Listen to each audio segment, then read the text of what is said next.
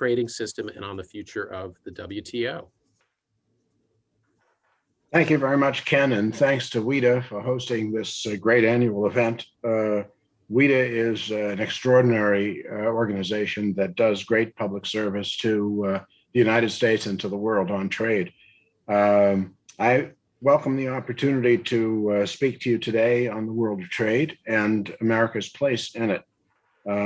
President Biden told us in his inaugural address that it's time for boldness, for there's much to do.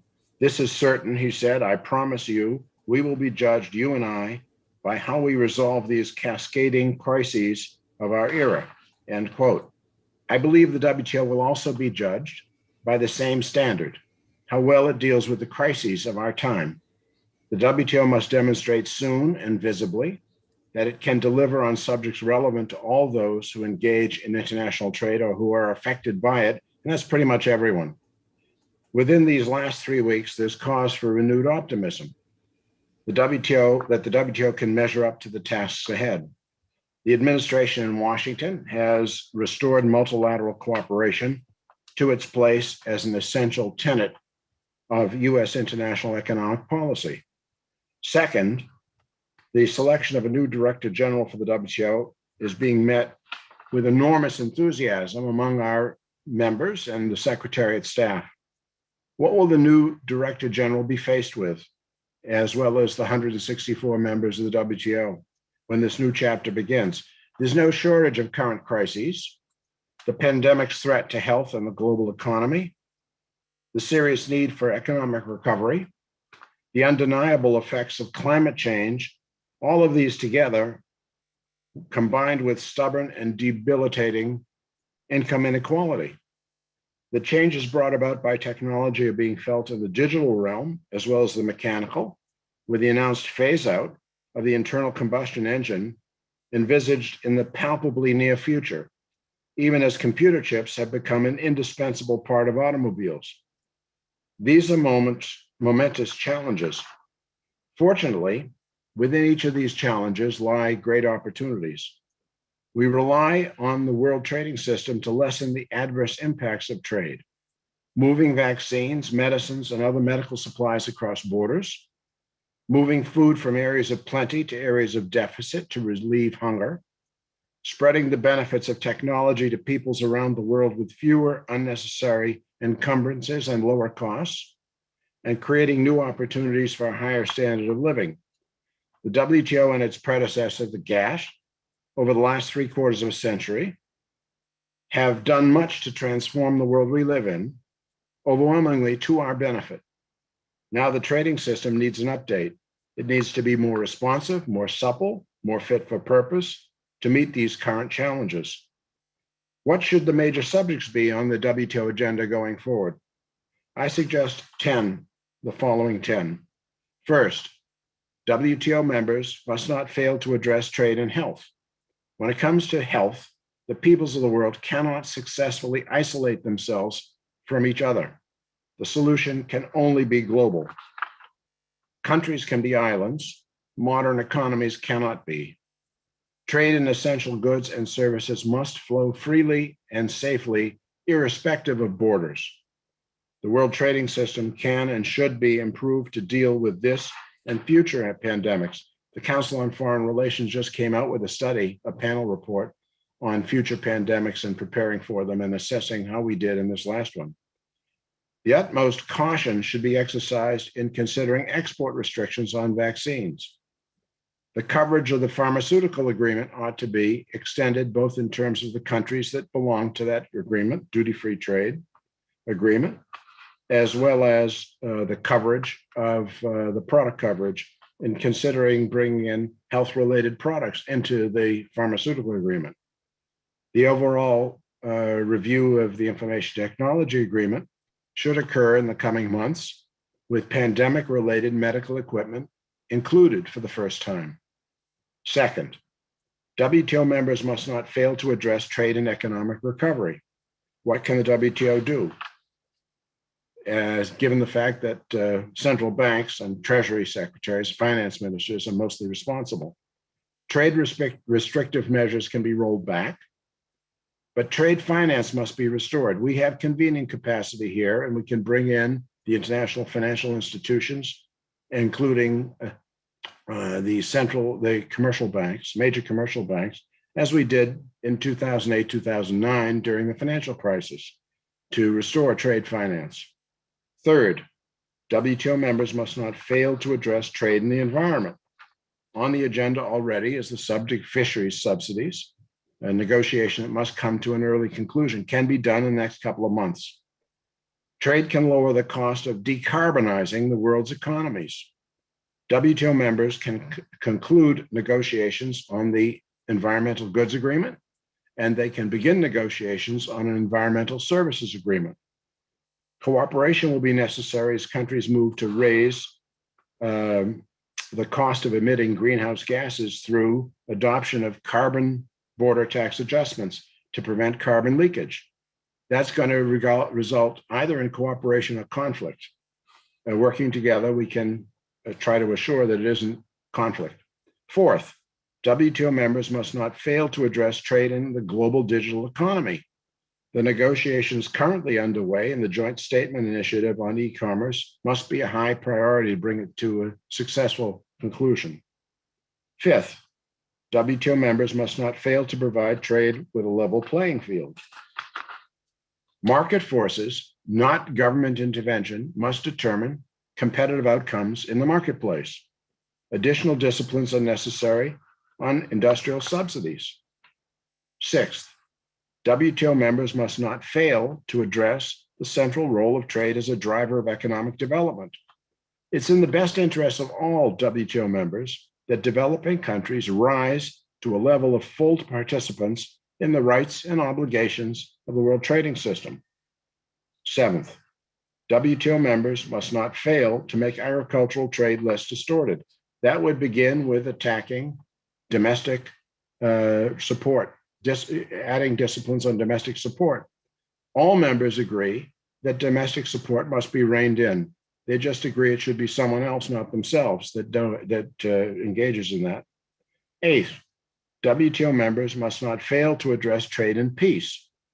That's how the WTO, as predecessor, the multilateral trading system in 1947, 48, had as its motivation to begin with, to assure and sustain the peace. A core aim for many countries today who are in the process of acceding to the WTO is the need to be integrated into the world economy to bring about economic growth, stability, and a better chance at maintaining peace. For Sudan, South Sudan, Timor-Leste, Ethiopia, Iraq, Comoros, Bosnia and Herzegovina, Somalia, and Serbia, among others, integration into the world economy is essential in their quest for peace and stability. Ninth, WTO members must restore balance to the world trading system. WTO rules and levels of obligation need to be re-examined to deal with the realities of the current state of the world. What was done in 1995 was good at the time. It needs to be reviewed. 10th and last, but not least, WTO members must not fail to address the governance of the trading system. Dispute settlement needs to have its outcomes binding once again upon litigants in any given case. An updated appellate stage needs to regain legitimacy in the eyes of all parties who litigate or may litigate. Means must be found to restore the legislative function, that is, setting global trade rules so they can be updated and made binding upon all those who choose to be bound. The WTO Director General and the professional proactive secretariat that she leads must be given a clear mandate to serve as an effective executive branch, to assure transparency, to engage in active monitoring, informing members of potential problems with current practices, to bridge differences, to make proposals where needed and drive towards positive agreed outcomes. The Secretariat should engage in strategic foresight and have a policy planning function. These 10 challenges are all very large. Some would say, think small. What's realistic? What is manageable? I recognize the need to put some wins on the board and that a beginning has to be made. This should not prevent making a serious beginning to respond to all the challenges demanding trade solutions. It's time to launch inquiries, to table proposals, to engage. Turning to the role of the United States, the creation of the multilateral trading system was very largely an American project. The United States worked with its allies to build a better world. It succeeded beyond imagination, but to move forward, there's now more than one indispensable member. For most issues, 5 or 6 of the largest economies, counting the EU as one, can create a path to meeting current challenges. None alone can guarantee it. Each alone can prevent solutions from being reached. Although the system now has more than 1 or 2 key players, there cannot be a fully functioning multilateral trading system without the full and active participation of the United States, not now, not for the foreseeable future. The new US administration has announced that it will be leaning towards international cooperation, that it favors multilateralism, as I mentioned. Catherine Tai, the USTR designate, said in a keynote address on January 12, US trade policy must benefit regular Americans, communities, and workers. The Gallup poll shows that 79% of Americans believe that increased exports are beneficial to them and more than a threat to the economy from increased imports. It's 79% to 18%. That public enthusiasm for trade is not reflected in domestic politics of trade. In a K-shaped economy, where large numbers of regular Americans, communities, and workers are being left behind, trade will always be an easy target for political blame, even when that blame is undeserved. To close the political gap on trade, the benefits of trade have to be felt by individuals here and abroad. Domestic policies and trade policies need to complement each other. American and all other workers, whether in manufacturing, services, or in agriculture, deserve to be assured that fairness will be provided, that opportunities will exist to compete in international markets, that trade will help mitigate disasters as it did in the spring with the flow of medical supplies across borders. They need to know that the harms from trade will be dealt with effectively, with policies to put a floor underneath their risks and expand their opportunities of the workforce. While domestic policies are not the primary driver of income inequality in all countries, the rules of the global trading system can contribute to positive outcomes. Many of you attending this conference are well placed to explain to the public and to governments the realities of trade, its needs, and how the trading system can be improved. It will not happen as well or quickly without your effort. Thank you very much. I look forward to our discussion. Thank you very much, Alan. I want to, we have a few minutes to take some questions. Appreciate that. Invite my good friend Terry Stewart to turn on his camera as well. Join us for this conversation. Alan, you know, there's a lot of issues that you put on the table. You have a vision for a vigorous WTO in the years to come, and a role for the United States. Do you feel like the past few years have been good for expanding? You mentioned that the U.S. has a vital role, but other countries also have been and have to step up. Do you see that as an evolving thing, that the more and more countries will continue to take leadership roles, or is it still going to be a coalition of a smaller coalition of 3 or 4 larger countries that sort of set the trends and the agenda in the future? I think the mid-level countries stepped forward when some of the largest countries were not as active in terms of starting negotiating functions here. So e-commerce was an initiative of Japan, Singapore, and Australia. Sorry. New Zealand, right? And with respect to the other joint initiatives, that was the case as well. And it's sort of interesting. China has stepped forward with Fiji to address plastics pollution. So countries are coming forward who have been less active in the past in putting proposals forward that could gain multilateral support. I think the U.S. coming back in a forceful way will be a positive contribution. Great. Well, in that regard, you know, I want to turn to Terry. Terry's, you know, somebody who's been around the trade scene, someone I know you know well. from some of the trade wars that were fought on different sides of the Atlantic. Terry, any thoughts to share or questions that you want to engage with Alan on? Yeah, I had a couple. First of all, for the audience, Alan's paper is an excellent paper and is one I think of about 30 or so that he has developed over the last year and a half on reform and progress at the WTO, which is a unique contribution to the system. So thank you for that, Alan. For the Biden administration, labor's interest will certainly be an important part if and when they turn to trade, and that's not on one of your 10 items, at least not specifically. Second, on the level playing field issue, in your earlier papers, you have identified a key value as convergence. The likely incoming new Director General has basically said that it's not convergence, but coexistence is the only thing that's relevant. So I wonder how you feel about that.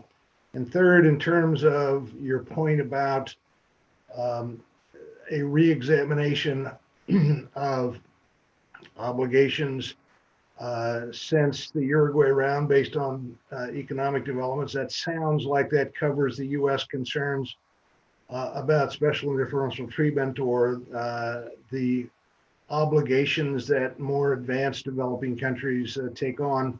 Yet that obviously is a fault line that hasn't gone anywhere. I wonder how you see all three of those issues. Excellent questions. Labor, I think, has to be dealt with throughout. It'll be more relevant in some areas than others. Certainly, it will be, I think, finding its way, labor concerns, into new agreements.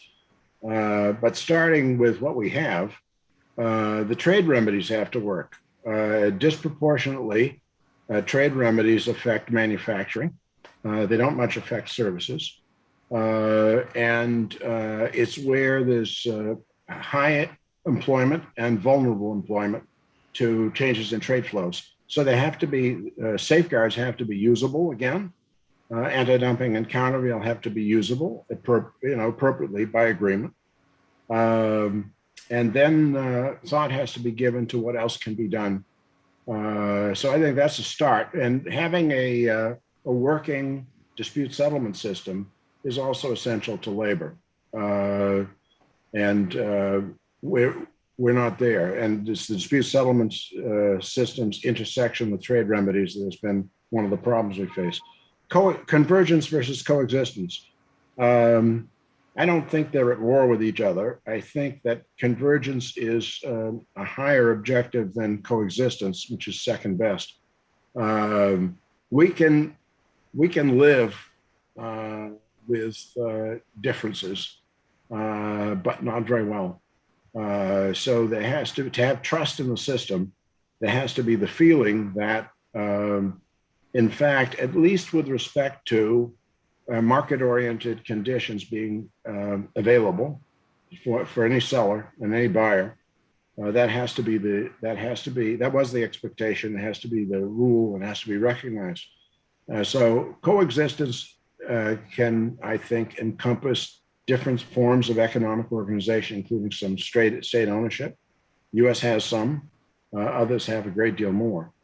Re-examination of obligations. All of the recent entrants, meaning since the WTO was formed 25 years ago, complain about the fact that their obligation level is higher than the original members.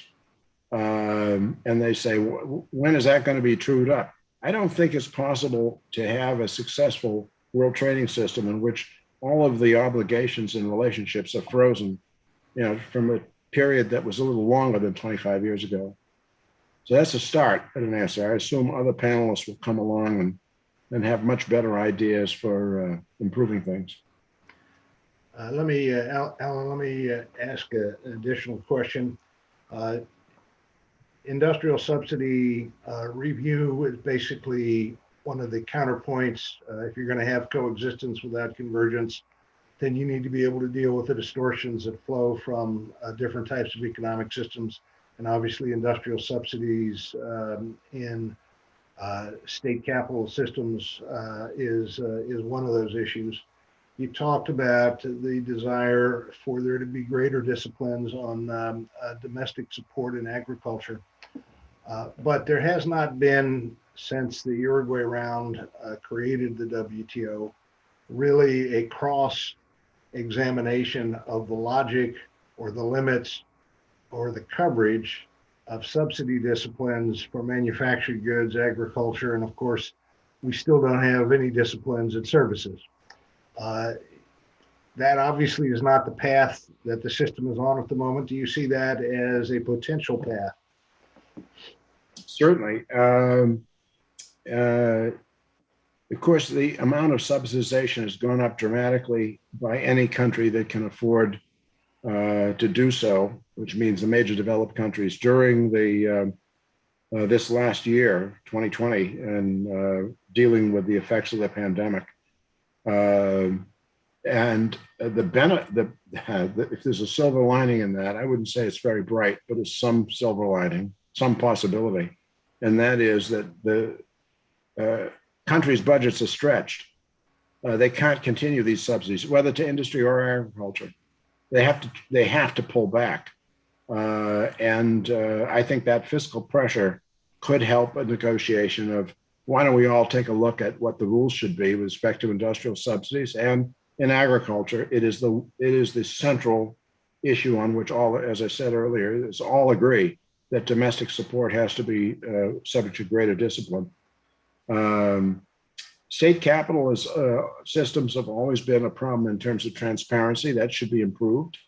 And the interesting thing to me is that, of course, this was not an issue that was ignored with respect to, that is the issue being state ownership, in the accession of China and Russia, for example.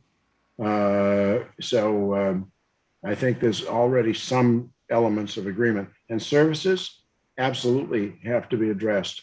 It has not come to that yet, but I think it will as it comes up in the form of arguments over digital tax and that sort of thing. But services will have to be addressed with respect to subsidies as well. And the solutions have to be multilateral. We cannot have a negotiated result in which all the major players are not bound to exercise some discipline in agricultural subsidies and industrial subsidies. No one's going to agree to say, I'm bound, but you others are not. So it can't be done regionally, can't be done bilaterally.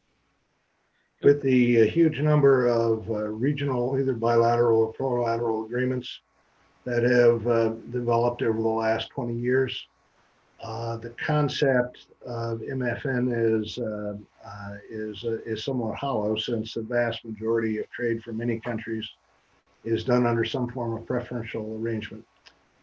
Since 2008, major countries, including the US and Europe, Japan and others, including China now, have been turning to either regional agreements or sectoral agreements to try to get some liberalization in. And there has been some talk about having sectoral agreements or joint statement initiatives that would apply to the participants but not apply to the non-participants. In other words, move away from providing MFN, but have the agreements be open. From where you sit in the WTO, are you seeing much interest in that, much discussion of that? I see a difference between regional agreements that have make geographic sense. So the EU initially, the EU-EFTA agreements, currently the African Continental Free Trade Agreement. Economic integration in Africa makes a lot of sense. The WTO's pledged to be of whatever assistance the members of the African group wish to have. I think that our bilateral free trade agreements will have somewhat run their course. that there will be a return to multilateralism because global trade needs to be ruled globally. It's the most efficient thing to do. It's the fairest thing to do. And 75% to 80% of world trade, I think higher than that, actually flows at WTO MFN rates because it's simply too administratively burdensome to bother with maintaining separate lines of production for different markets. So I realize that there's a tension there between requiring more local content instead of less.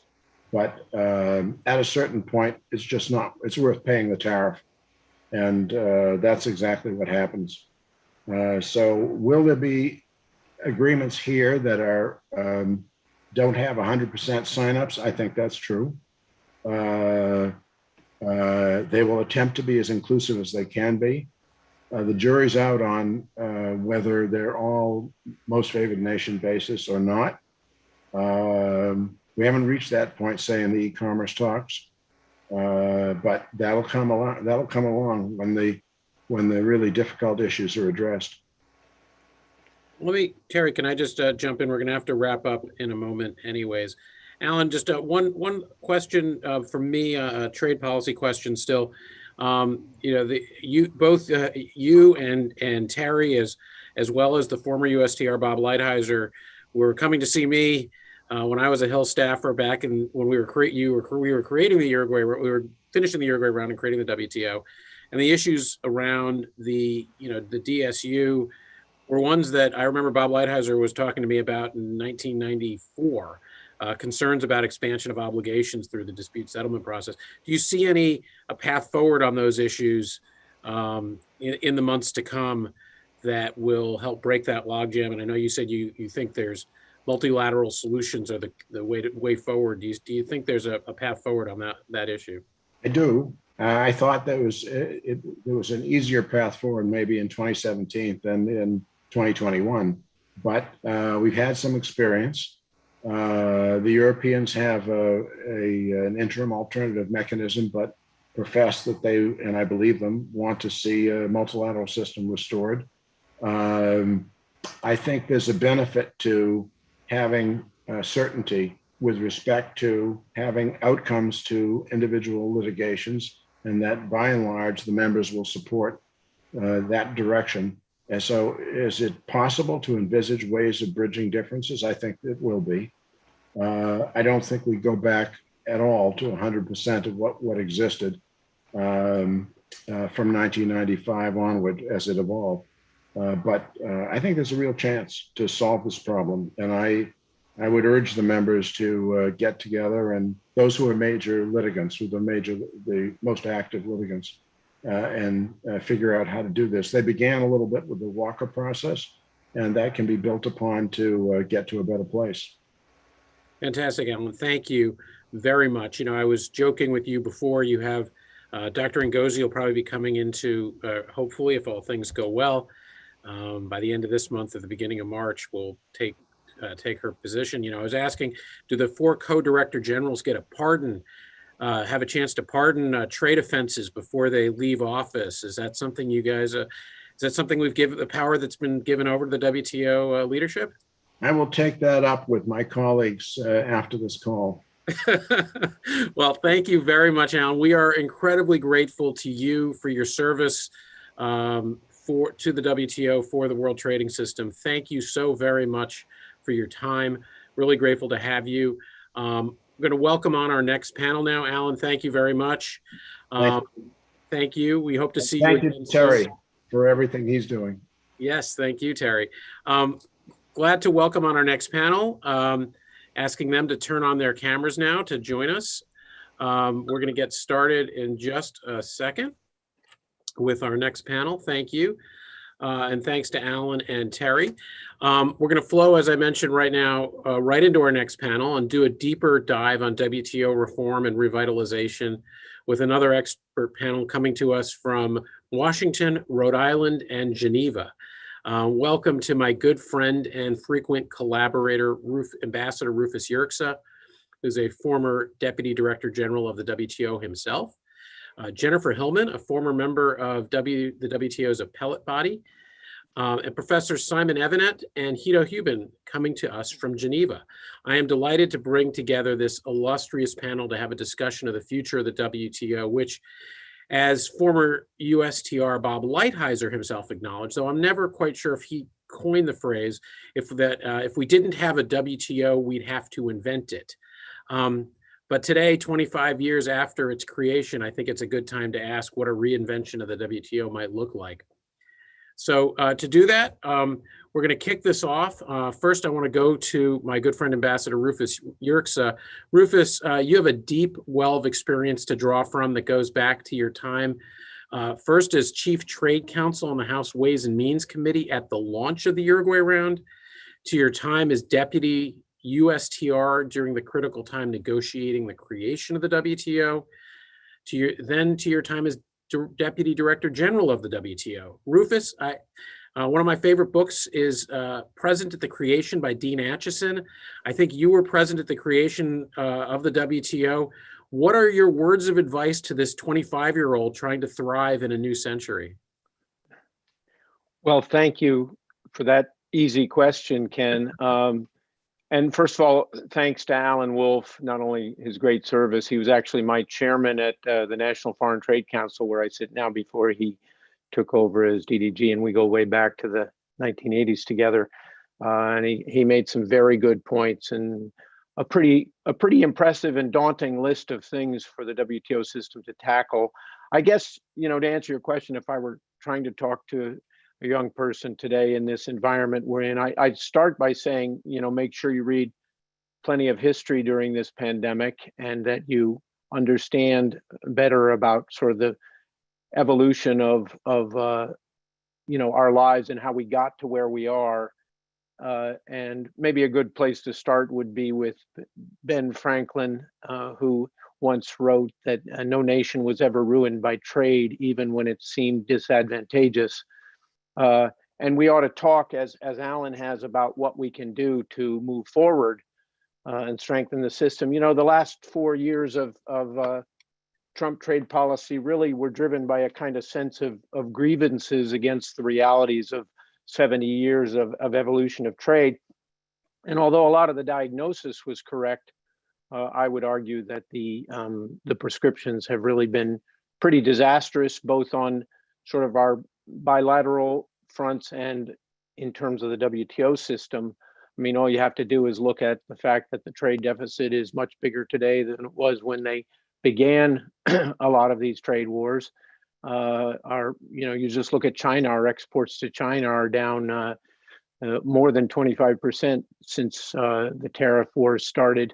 And in the WTO system, they really did a lot to sort of correctly diagnose the problems, and Alan has cited many of them, but then they proceeded to shatter a lot of the norms, to weaponize devices like national security as a protectionist tool, even against our best and most important market-oriented trading partners. Their theory that you could sort of usurp WTO disciplines and no country in the world would retaliate. We've had lots and lots of retaliation against us. And worst of all, sort of the philosophy of a sitting president who really had disdain for a system that the US spent more than 70 years patiently building, and the willingness to make it more dysfunctional on the theory that the US alone could resurrect it in our own exclusive unilateral image. And this has really ended up, I think, in terms of our positioning now in the WTO, only strengthening some of the more authoritarian nationalistic tendencies around the world and giving the advantage to countries like China rather than really reinforcing the rules-based system. And I think the Biden administration will have a vastly different approach. I think their argument will be, we need the WTO system, we need strong rules, we need global cooperation, but the system also desperately needs reforming, modernizing, and to take on challenges. It needs to deal with a lot of the issues Alan cited. I think probably if I were trying to predict what the Biden administration will focus on in the WTO, although it will have to deal with what other WTO members want, and it will have to, most importantly, figure out how to restore US credibility and trust in the United States as a leader. How do we resurrect an alliance of democratically elected market economies to put the system back on track to deal with the future? It can't go back to where it was in 1995 when we finished the Uruguay round, or even necessarily in 2017, but it can go forward. It won't be easy and it won't be fast. Things take time in the WTO, but the US needs desperately to define its vision, to define a credible path forward. Issues like the level playing field, that is the role of state intervention and state-run capitalism and how the rules can be fairer with respect to a country like China. I think clearly climate change is going to be a major plank. How do you bring into the trading system something that is going to help to create a low carbon economy?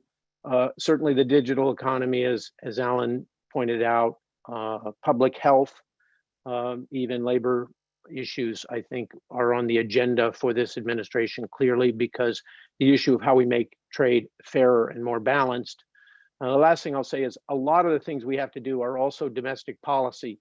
We can't cure the defects in our own domestic economy by thinking that we can change the trading system to address all of those needs without fundamentally addressing the questions of inequality in our own system. I'll stop there. I look forward to a robust discussion, Ken. Thank you very much, Rufus. And thank you for everything you do here in Washington and the work you've done in Geneva over the years. Really appreciate your contributions and your partnership with WTO, between the WTO and the National Foreign Trade Council, which has been so robust, and really grateful to you and your team there. Jennifer, you were also there at the creation as general counsel at USTR when the WTO came into existence, and later, of course, served as a member of the WTO's appellate body. What changes do you think we need to see at the WTO to help it remain the vital institution I think we all hope it can be in the years to come? Well, Ken, thank you very much. And it's really an honor for me to be here and to be on this panel with sort of friends and colleagues. It's really delightful to look out and see Simon and Wto, and to join Rufus, and particular honor to follow Alan Wolff, who I think has been a real thought leader in some of these issues. So I'll just get right down to it. I mean, I am worried that even Alan's sort of 10-point list is understating the degree to which the WTO is in serious trouble. I think it is in very, very deep trouble. And so I'll just throw out 4 things that I think you need to start with right away in order to try to get the system back running.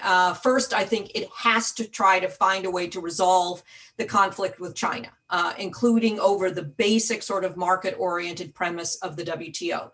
Secondly, I think it has to get the dispute settlement system back on track. Thirdly, I think it has to restore the balance between the sort of rule-making, negotiating arm of the WTO and the executive secretariat transparency sort of arm of the WTO. And lastly, the adjudicatory sort of arm of the WTO. The system is just out of balance, and that balance has got to be restored. And lastly, I think it has to address these 21st century trade issues. Some of the ones that Rufus touched on, some of the ones that Alan touched on, finding a way to create new rules around digital, climate change, labor, subsidies and SOEs, health. Those issues have got to find their way into the WTO system. Let me just start though with China, because to me, this is one of the ones that is arguably among the most important, because I think failure to resolve the sort of crisis over trade with China is going to accelerate the WTO slide into irrelevance. I mean, if the WTO cannot resolve a fight between the 2 largest trading partners over the largest amount of sort of trade law issues, it really begs the question of how relevant is the WTO. So to me, resolving the China issue, 3 points on this. First, again, the good news for the WTO is it should not and cannot be the only forum in which the United States' concerns over trade with China are resolved, but it has to be part of the solution. So again, at some level, the WTO has to get engaged in this. Secondly, to me, resolving the China issue definitely means resolving differences in approach between the United States and Europe, the European Union, and between the United States and some of its allies over how are we going to confront and or cooperate and or coordinate with China. I mean, how are we going to get on the same page over these issues? Because it will be nearly impossible for the China issues to be addressed by the United States alone. We are going to have to be in a partnership with the EU, which means we are going to have to come into some agreement about what the approach ought to be. Thirdly, I will say resolving the China issue will require us all to confront the fact that China's self-described socialist market economy with Chinese characteristics may be irreconcilable with a WTO system that is based on the premise of market forces dictating competitive outcomes. All of those things are going to have to be addressed as part of the China issue. The second one that I'm saying has to be addressed is the dispute settlement system. Why do I put that above sort of broader things? I do think it is important that that the WTO's dispute settlement system get fixed, get returned to a binding dispute settlement mechanism, because the absence of one, the absence of a binding dispute settlement system to me means that countries will be less willing to make new commitments, including new commitments about reforming the rest of the WTO, if there is no sort of notion that they're going to be held to those commitments. Secondly, I think countries will take their existing obligations more seriously if there's a serious system to hold them to account to them. Thirdly, I think a negative impression of the functionality of the WTO overall gets colored by the fact that the dispute settlement system is perceived to be not functioning very well. And lastly, I think unilateral action is going to continue to intensify if you don't have a functioning dispute settlement system. So to me, some of this internal reform of the WTO needs to start with the dispute settlement system. Thirdly, as I mentioned, you've got to restore the balance. Right now, it seems that the way that the balance is being restored is to push down the dispute settlement system rather than lifting up the negotiating arm and the function of the Secretariat and the transparency notions. And to me, you ought to do the opposite. I mean, let's restore the negotiating function. Let's restore and give greater authority to the executive function so that it can operate again. And then lastly, again, I think you're going to have to find ways to bring in these new issues: digital economy, climate change, trade's impact on labor and the workforce of the future, technology and the industries of the future. All of those are going to have to come into the WTO in new systems. And if those four things can be done, and it will not be easy, and I would agree with Rufus, it will not be quick. But to me, that's at least the path that I think we need to start on. Jennifer, thank you. Very robust and aggressive agenda. I am very grateful to hear your thoughts on that. Thank you. We're going to come back, I think, to several of those themes in our discussion. I want to turn now to Wto. It's a pleasure to welcome you back to Wto. Many of us here in Washington got to know you when you were here working for the EU delegation, and today you're deputy head of the permanent mission of the European Union at the WTO. For years, as you know, Wto, along with the US, the EU's played a leading role in shaping the WTO, and in the last few years has assumed an even greater leadership role in the organization. What are the EU's priorities for reform of the WTO? Thank you very much, Ken, and thanks for the other panelists. I was just reminded in the last 5 minutes that Jennifer cut her teeth as a textile negotiator, and we now all know why that was the case. So I'm delighted to be back with Wto. I prefer your dinners to your substantive sessions, but the substantive sessions are also very good. So I would like to say Wto, and we hope to have you back for that in a live in person as soon as we are able to do so. Love to come, thank you. So I would like to give you a few points about how we are looking at these issues from the European perspective, just to widen the debate. I would want to point you to, I think, a significant policy paper that we are going to be issuing on the 17th of February, which is the result of many months of work. It's our trade policy communication. It's a significant document, and it will have as an attachment a specific attachment on WTO reform. So all going well, that should be out on the 17th of February, and I'd just like to commend it to you. I think there's two things I would say. First is it's an exciting new time. We have a new DG coming into the WTO. We have a new administration in Washington. The leadership in Brussels is also relatively new. And we have a crisis in the WTO, which we shouldn't waste. But the agenda is very significant. And the more significant the agenda is, in a sense, the more that you can energize people about the meaningfulness of having a significant agenda. And I think we now all agree that the GATT and WTO system has been much more successful in its first 50 years than in the last 20 years. And in the last 20 years, we've seen a lot of energy go into bilateral agreements. The functioning of the WTO as a negotiating organization has not worked very well. I think we all agree with that. And we need to think about new approaches that can fix that so that you can bring the energy of the centrality of the WTO back because of the multiplier effect once you have an outcome in the WTO. There are so many countries that look to WTO rules when they develop domestic regulation.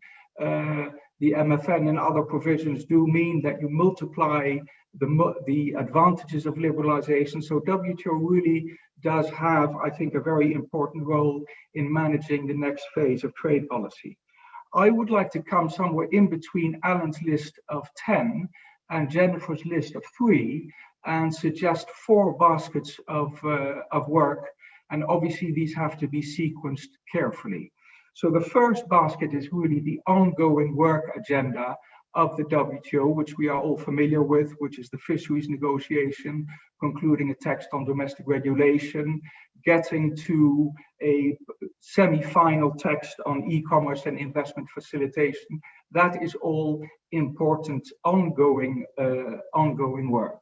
But in equal measure, as Jennifer, I think, pointed out, there are very significant new areas of work which are necessary because so much of trade is now practically taking place outside WTO rules. If you look at the conflict between China and the US, for example, that's a huge bilateral relationship.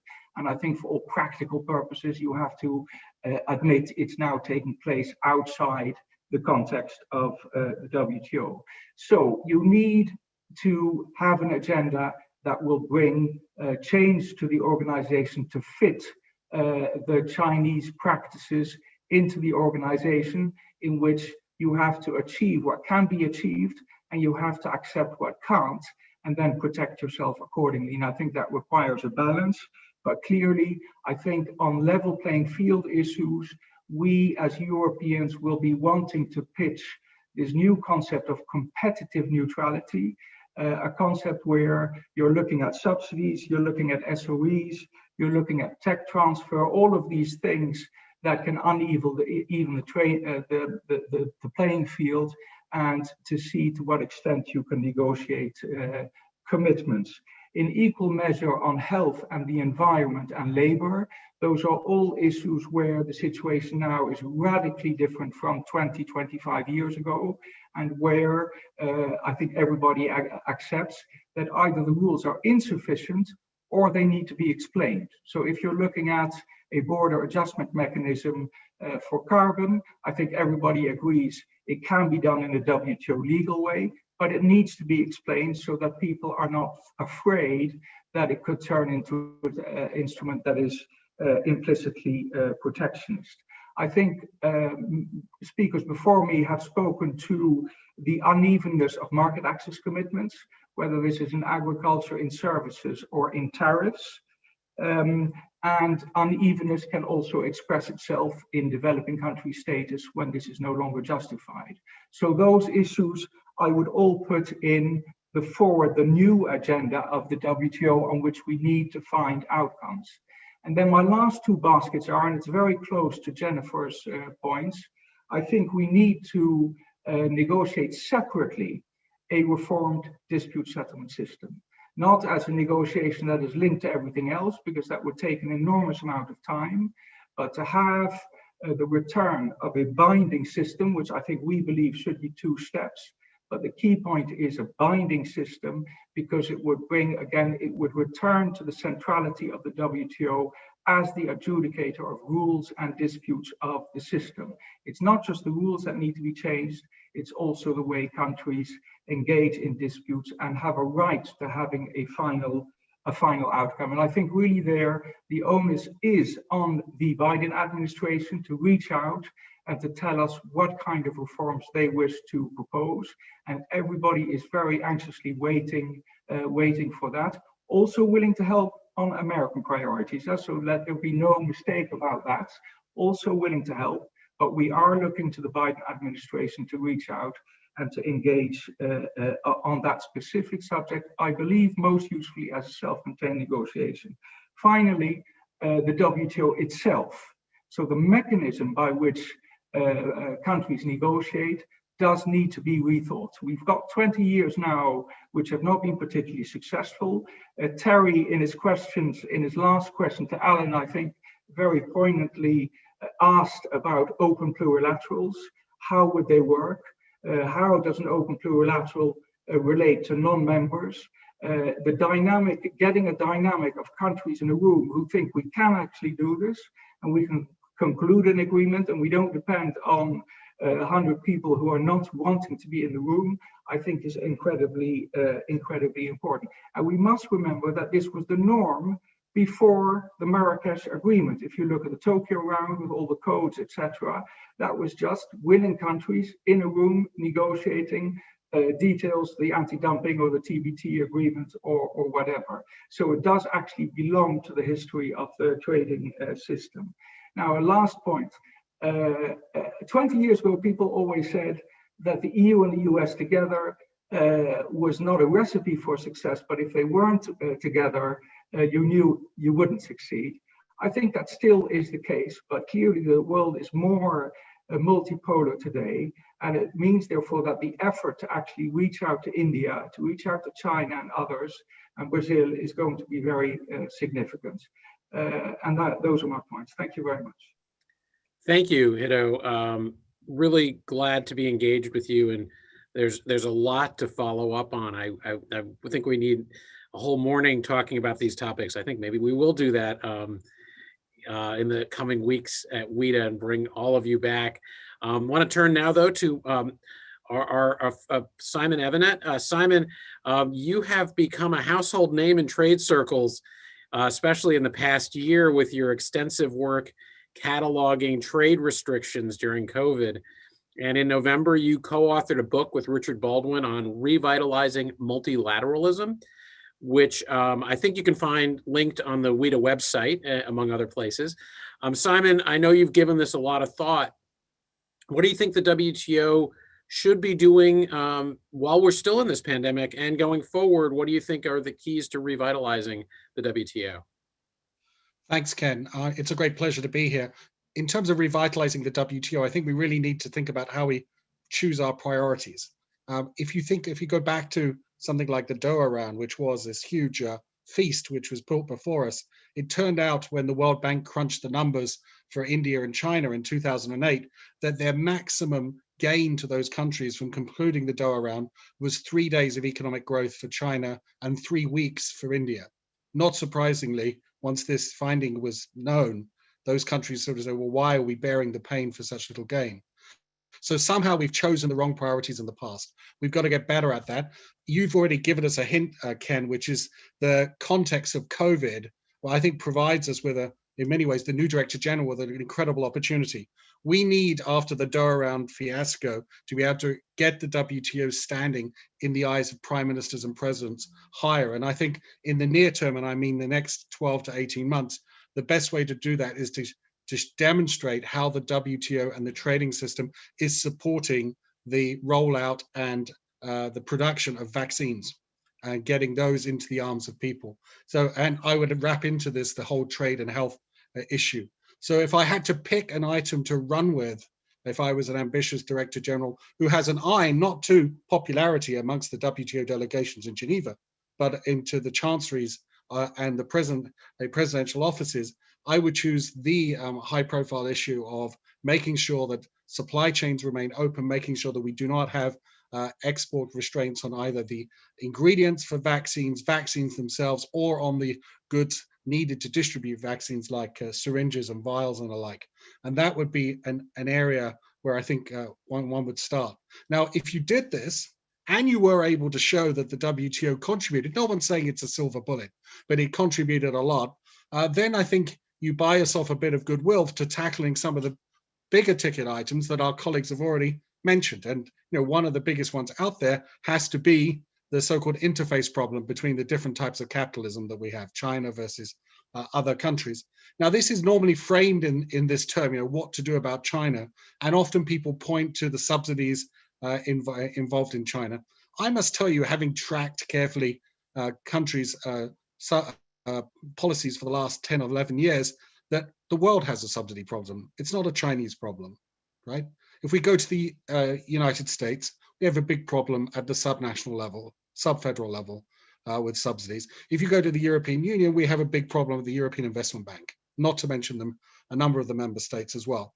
So in different places, everyone has a subsidy problem, and this might help recast the debate instead of this us versus them dynamic which is developed. Now, I'm not in any way trying to equate the economic governance systems of China with other countries, but I would suggest that we might not be as holier than thou than some of us sometimes wonder. And so I think a fact-based discussion, especially one which identifies the real cross-border knock-on effects that are harmful, and is the right place to start, and then figure out where can we rein in some of the trade distortions, and if we can't, what are the mechanisms for protecting ourselves, as one of our colleagues put it, from the policies of other countries. So I think that's one area where we could then work on. Then also on climate change, here we're very much against the clock. We have the COP26 summit coming up in Glasgow in November, where heads of government are going to get together. It's quite likely we're going to see some initiatives which could have serious trade policy implications. If the trade community and the WTO Director General does not get into this game very quickly, there's a risk of being quite seriously sidelined. And I think that's a priority that actually has a real deadline to it coming up. Then on the digital economy, which of course must be an area worthy of much further work, clearly the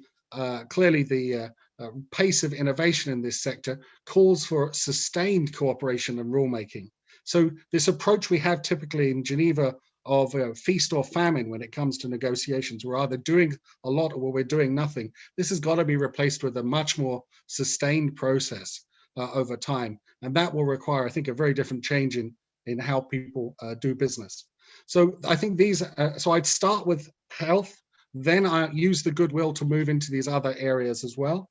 I would also endorse some of the points which have already been made here. One of them, I think it's implicit in the choice of plurilaterals, is here my only thought is I would let the issue define the grouping, not the grouping define the issue. I don't think the Ottawa group covered itself in glory in how it dealt with the trade and health issue. It took months and months and months to produce a mouse of a proposal, quite frankly. And so I think what we need to do is find countries which are willing to move ahead faster and more quickly, even if it's a smaller number of countries, so what? It's better that the system be seen to be evolving and responding, and then some of the bigger countries can get on later. So I think we need a different mindset there. Don't let the groupings define how the issues go forward. Let the issues define the groupings. Let me finish there. Thank you. Thank you, Simon, and appreciate your suggestions. I'm going to invite Terry Stewart to join us for the discussion now, but I'm going to open it myself. A theme that's popped up a couple of times over the past couple of days, and I've heard in recent weeks, is in the first 40 years of the GATT system, trade negotiations tended to be in these big rounds. With of course the last major successful one, I mean, you could say the trade facilitation agreement, but the Uruguay round. We then have the Doha round, which didn't, as you said, Simon, really get the result. I think it formally ended in 2017. I can't remember if they formally called it over. But we've seen this proliferation of bilaterals, in the last 15 years, are those maybe part of the problem? They've kind of taken the steam out of the multilateral system because countries have been addressing these some of the trade issues that they face in bilateral and smaller plurilateral agreements, rather than using the WTO system as a way to solve trade issues and the evolution of the economy and to address some of these things. Is this something maybe we need to go back to some the big picture and the big rounds rather than these smaller, and some of them are quite big, NAFTA or USMCA, a lot of the economy, and same with TPP. But you know, are we misguided in focusing on those agreements, and have we been for the past 15 years? Anyone want to take that one up? Jennifer. Well, just a couple things really quickly. One is, I think you have to think about the combination of what happened with the Uruguay round, which was both, again, a big round covering lots of issues, and this notion that it has to be a single undertaking, meaning everybody has got to be locked into whatever those commitments are. I'm not sure we have to completely rethink the idea of negotiating more than one topic at a time, which is sort of the notion of a round.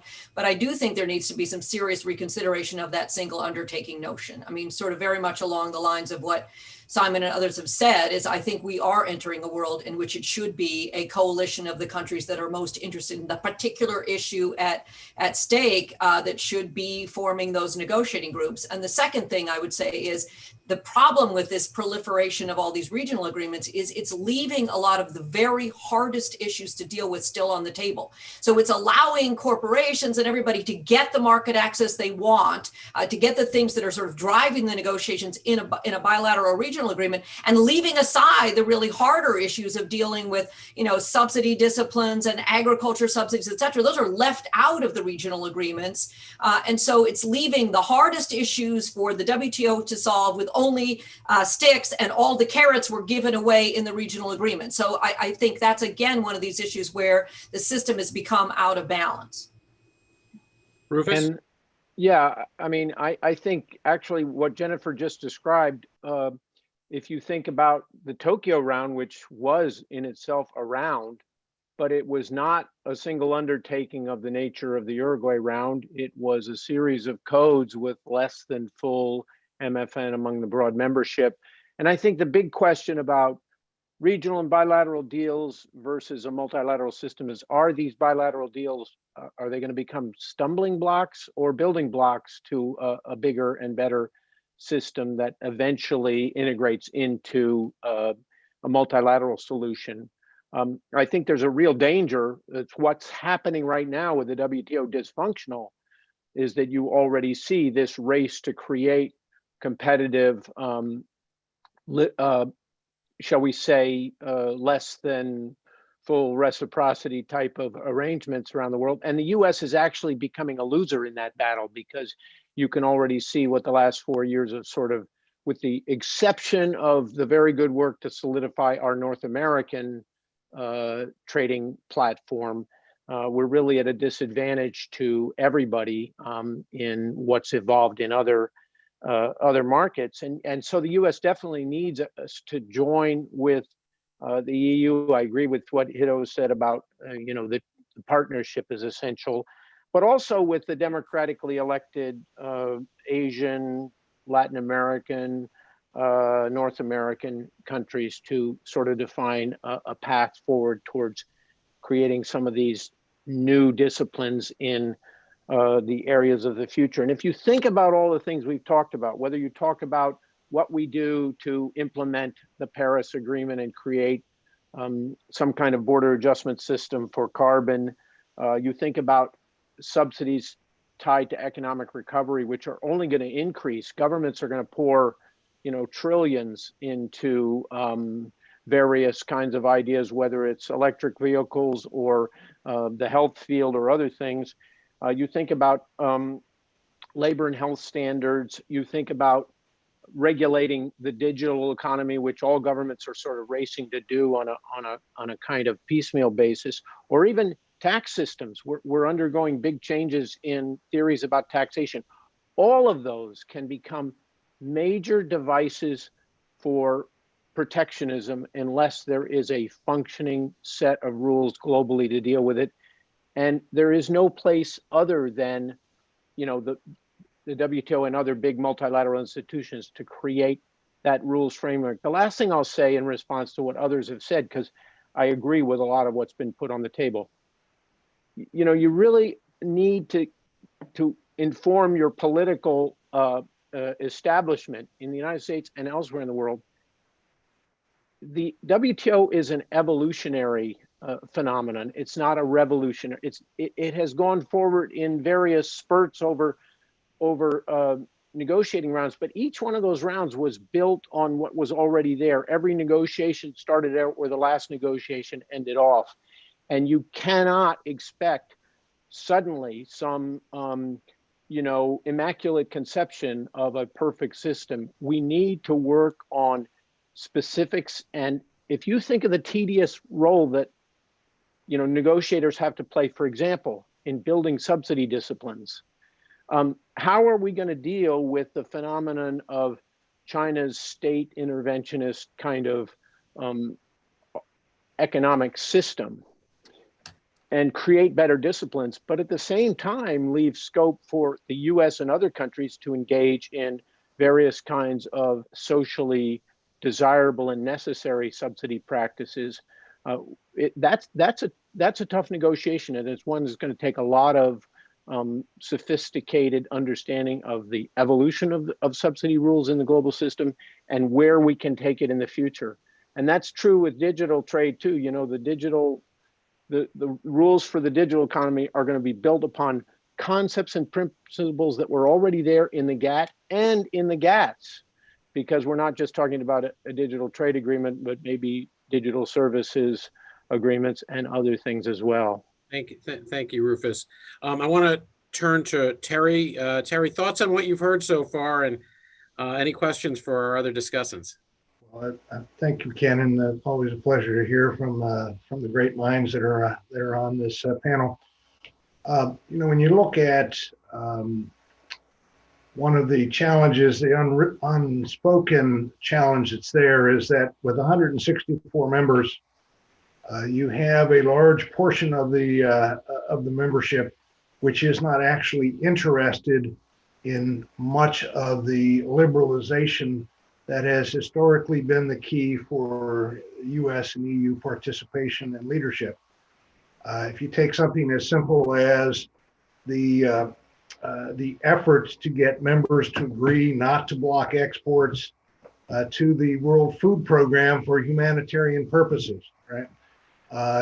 We couldn't get that through, and the people who blocked that were the people who have blocked many, many, many things in the WTO and the GATT before that, and led to the need to have a pledge from 79 countries afterwards.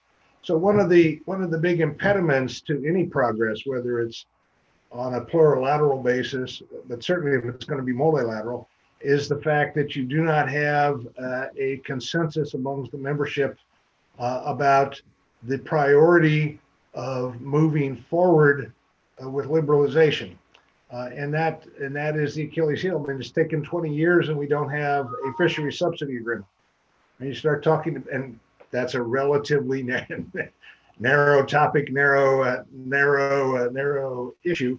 And it's taken 20 years and we still don't have. So the challenge for reform, the challenge for getting in the WTO is the fact that unless you change governance, unless you change who is responsible and who pays and who benefits, you're not going to get any progress in the foreseeable future.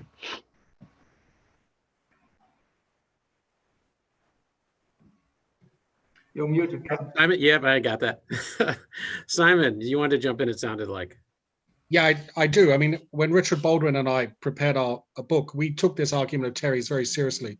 And listening around Geneva, we identified 8 different imperatives that it seems WTO members wanted from their sort of organization, of which liberalizing trade policies and integrating into the global economy was just one of them. Another one was, of course, adopting more market-based governance processes.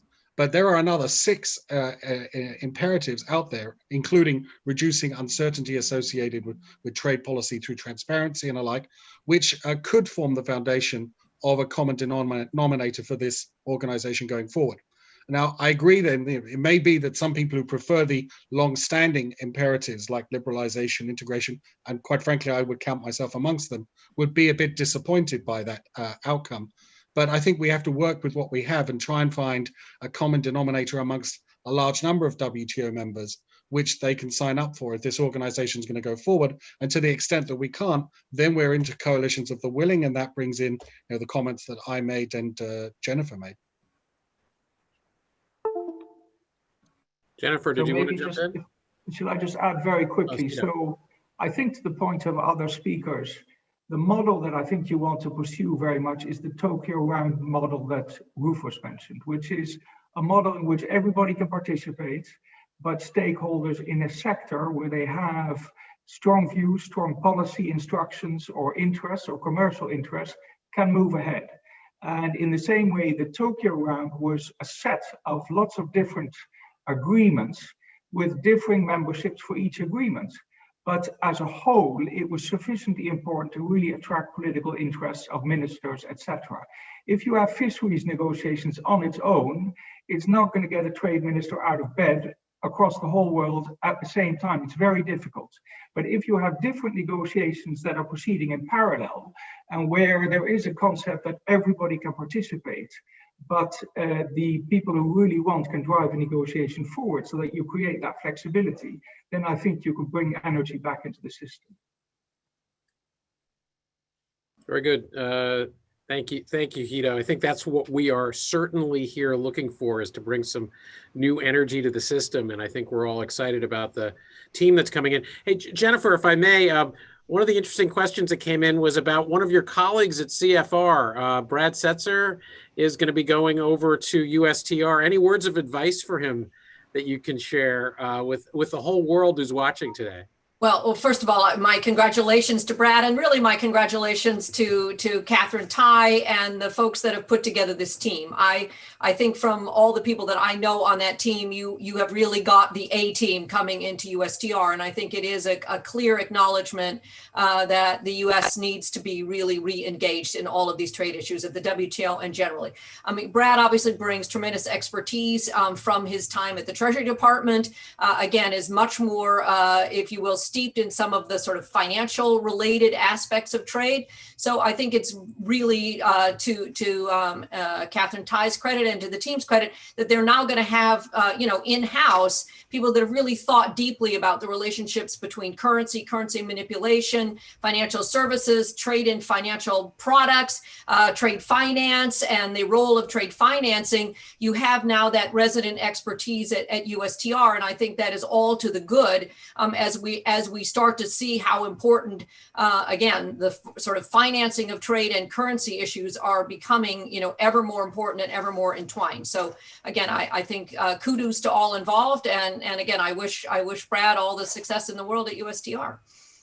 Thank you, Jennifer, and thank you to all of you. I need to apologize to you and to our audience in the sense that there were questions that came in that we didn't get to, and there is so much more for us to talk about on this subject. And we're trying to cram a lot into this conference, and I didn't give this probably as much time as it deserved. So I'd almost welcome all of you back for a further discussion in the weeks to come. If I can make it work, if we can find the time that works on everyone's schedule and bring in some other voices as well. We're going to continue on. We're not going to have a break. I apologize to those of you who are watching, and we're looking for a quick break, but we're not going to take one here at WTO. So ask this panel to turn off their cameras. You're welcome to stay on, and ask our next panel to please turn on their cameras and join us for our next discussion. I'm very excited about this topic as well. We've been speaking today about revitalization and reform of the trade agenda at the WTO, but we also want to continue that discussion with talking about some of the new ideas that are animating thinking about international trade in the US and around the world. Before I briefly introduce our panel, I'd like to call out a couple more of our guests who are here with us today. Two of our sponsors, Jaime Castaneda with the National Milk Producers Federation and Mary Latimer with Mondelez, Thank you, Jaime and Mary, for supporting the trade conference this year. We're really grateful to you, as we are with our other sponsors. We'd also like to welcome Alexander Feldman, the president and CEO of the U.S. ASEAN Business Council, and Lauren Wilk with the Aluminum Association. Thank you and welcome to Jaime, Mary, Alex, and Lauren. And welcome to our panel. The last administration in the U.S. shifted the trade conversation in Washington in dramatic ways. Some of their moves met with great resistance, but in other ways, they were pushing, I think, more on an open door. With the Biden administration just now putting its team together, I think we can say that it's already the most progressive team we've ever seen in Washington, or at least in decades since the New Deal. But what will that mean for international trade? Kathy Novelli, our moderator and a one-time Wto board member before she served as Undersecretary of State, has been touring the United States listening to Americans talk about trade. What are they saying, and what should policymakers be taking from those conversations? I'm also pleased to welcome back to Wto Beth Baltzan, who's written a groundbreaking paper on a new progressive model for U.S. trade agreements. Welcoming back as well, Kathy Feingold of the AFL-CIO, who helped craft significant new labor provisions in the reworked NAFTA. Katrin Kuhlman, a current Wto board member who has been at the forefront of efforts to expand the benefits of trade to underserved populations. And Kimberly Botwright of the World Economic Forum and a global leader on the conversation about the environment and sustainable trade. Kathy? Great. Thanks so much. Thanks so much for that great introduction. It is just absolutely a privilege to be here and to be talking about this whole subject matter. And just to set the stage, what I thought I could do is really build on what the last panel was talking about, and that is kind of where were we? When I started in trade policy over 30 years ago, trade was in a very neat box, and people thought it should stay there. And I had the privilege actually of negotiating the US-Jordan Free Trade Agreement, where we actually brought labor and environment into the body of the agreement. Those intersections have been recognized for 30 years from the NAFTA, these intersections of trade and. But the WTO has really lagged in terms of recognizing those and even being open to those. And one of the things that's been interesting to me, talking to Americans across the board from every region of the country, is that people outside the Beltway do not make these fine distinctions about what's in the box and what's out the box. And in fact, they look at things in a much more holistic and integrated way. And their views are very much shaped by all the trade ands. And so I think this is a super important panel to look at those things. And I'm going to ask, starting with Beth and then with Kathy Feingold, Katrin, and then Kimberly, to just give us a couple of minutes on their views, on their perspective on this. And then we'll have a few questions that I'll ask, and then we'll go to questions from the panel. So Beth, please begin. Thank you so much, Kathy, and thanks, Wto, for having this panel and including me on it. I think it's just great that Wto is doing it. Kathy, when we started talking about how to do this panel, there was a discussion about GATT being sort of small box, WTO expanding the box, and I really like the analogy of the box. And one thing I think we don't talk about enough is that, sure, GATT was small box, but GATT Part 2 was supposed to be superseded by the Havana Charter. And the Havana Charter was absolutely big box thinking, and we've forgotten about it. And as Ken had pointed out, progressives and New Dealers, the Havana Charter was the product of the New Deal. And so if you look at what's actually in the text of the Charter, you see the big box thinking. So there's a chapter on employment, talking about full employment, something that everybody's thinking about today in the pandemic. It has enforceable labor standards. So the previous panel was saying, how are we going to deal with labor in the WTO? They already had a way of doing that. It also had a chapter on restrictive business practices, because the people who designed this were capitalists. They also believed it needed to be market oriented, but they were really concerned that unfettered capital destroyed the social fabric, the depression, the crash of 29, the relationship between industrialists and fascists in Europe. So they wanted a market-oriented construct, but one that actually had disciplines on the excesses of capital. On development, there was a whole chapter on development pushed for by, in large part, Latin American countries that wanted that in there. And what I find fascinating, a discussion of primary commodities. We're still trying to figure out how to deal with ag. They knew that agricultural products were subject to price volatility that was really devastating for rural communities. And so as we're trying to figure out how to go forward, I think we can take a lot of inspiration from the people who thought about this at the beginning. So what happened? Why don't we have the Havana Charter? It's because the American business community didn't want the big box thinking. They preferred the GATT. So they set about making sure it didn't get a vote in the US Congress, and they succeeded. And what I think is really important about that, if you boil everything down, is that the demise of the charter fundamentally altered the relationship between capital and labor in the global trading system. And we are still trying to figure out how to deal with that. Those are two factors of production. And I think we see people still say that labor is not a trade issue. Labor is absolutely a trade issue. And it was supposed to be part of the system going all the way back to 1948. So I think we've got to go back and harness some of the deep thinking from that time. I just want to say one thing about the WTO. The WTO did expand the box, but I think we've got to be cognizant about how it expanded the box, and that it really expanded the box in a way that doubled down on the laissez-faire orientation of the system by focusing on disciplining government regulatory flexibility. So we didn't revive the constraints on capital.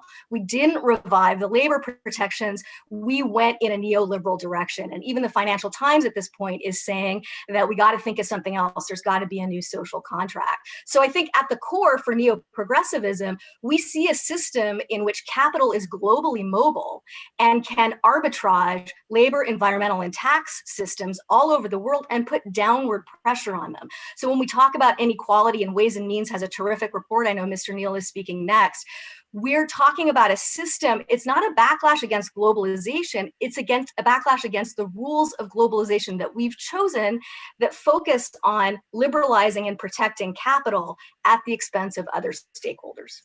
Thanks, Beth. That's a great start. And I would say, I will go so far as to say, not only has the WTO been protecting its space as it enlarges it in a certain direction, it, to me, appears to be considering any regulatory flexibility a government might take with suspicion, assuming that this is some disguised restriction. And we've seen that in rulings they've taken on environment in particular. But I think this is something we all have to explore. Kathy Feingold, please go next. Great, and thanks so much. And it's fantastic, first of all, to be back at WTO, but also to be on the panel. And Beth, you've just set me up perfectly. It used to be that, you came as the labor movement, you had to be the squeaky wheel about building out the box. And I think to Beth's point, there's a recognition right now that we are at a point that we need to reimagine trade policy. And I think we have this opportunity, as we've heard with this new administration, lots of people who are committed to rethinking. And so I think the first thing that, and just echoing what Beth said, is this bigger question about why do we do trade? What are the objectives of trade and what are we trying to achieve?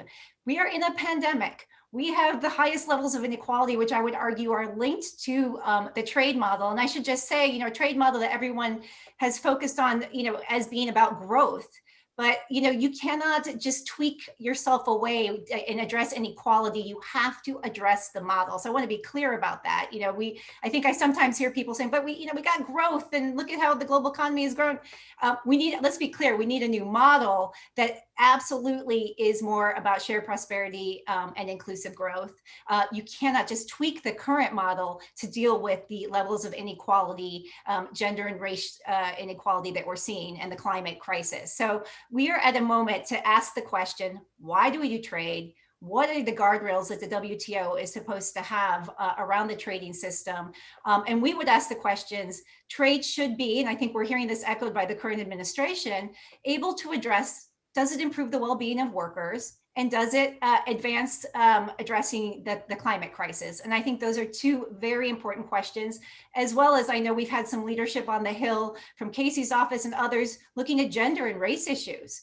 How does trade impact these important issues? So if we don't articulate answers to those questions, we're going to continue to see challenges to globalization. And I love, Kathy, that you're doing these listening tours, because as I always explain to my European and allies around the world, trade is about so much more in this country. It's a stand-in for failures of a broader policy issue. So what is it that I think we need to do right now to build back? Looking at trade as just one of the areas that will help us build back differently. We need to make sure that we put these guardrails on in a moment where we're going to try to build back where only about 50% of the world even have social protection. So we really have to think about what are the objectives of trading. So what do we want? We want a new model, not just a tweaking of the old model, not just everyone talking about inequality and thinking we can have programs around the edges. We need a systemic change.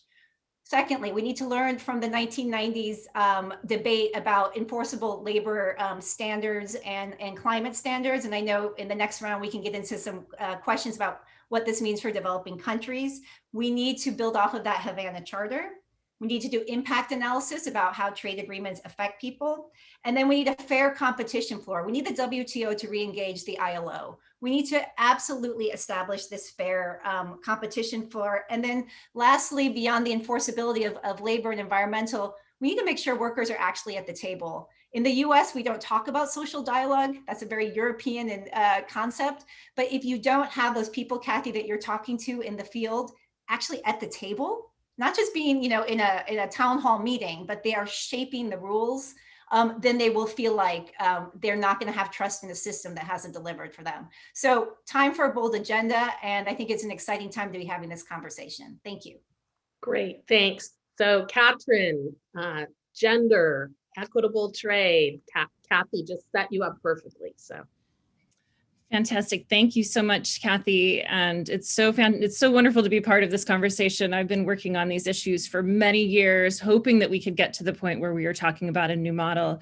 And here we are, and we need it so badly, I think, for so many reasons. So I want to just touch on a couple of things. I will talk about gender throughout my comments, but to sort of set the stage, I wanted to also talk a little bit about how I see other countries approaching the box, because I think that it's been really interesting. Part of what I've been doing is studying some of the trends that are going on around the world. How are African countries approaching this trade and issue? How is this unfolding in Asia?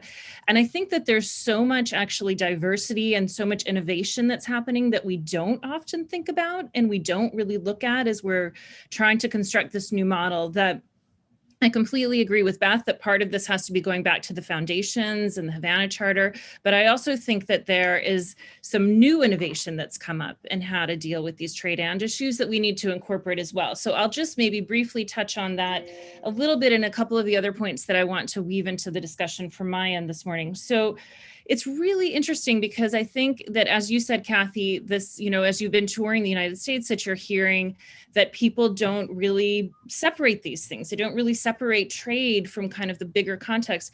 And I've seen that through all of the travels that I've done around the world, all of the conversations that I've had with others on trade.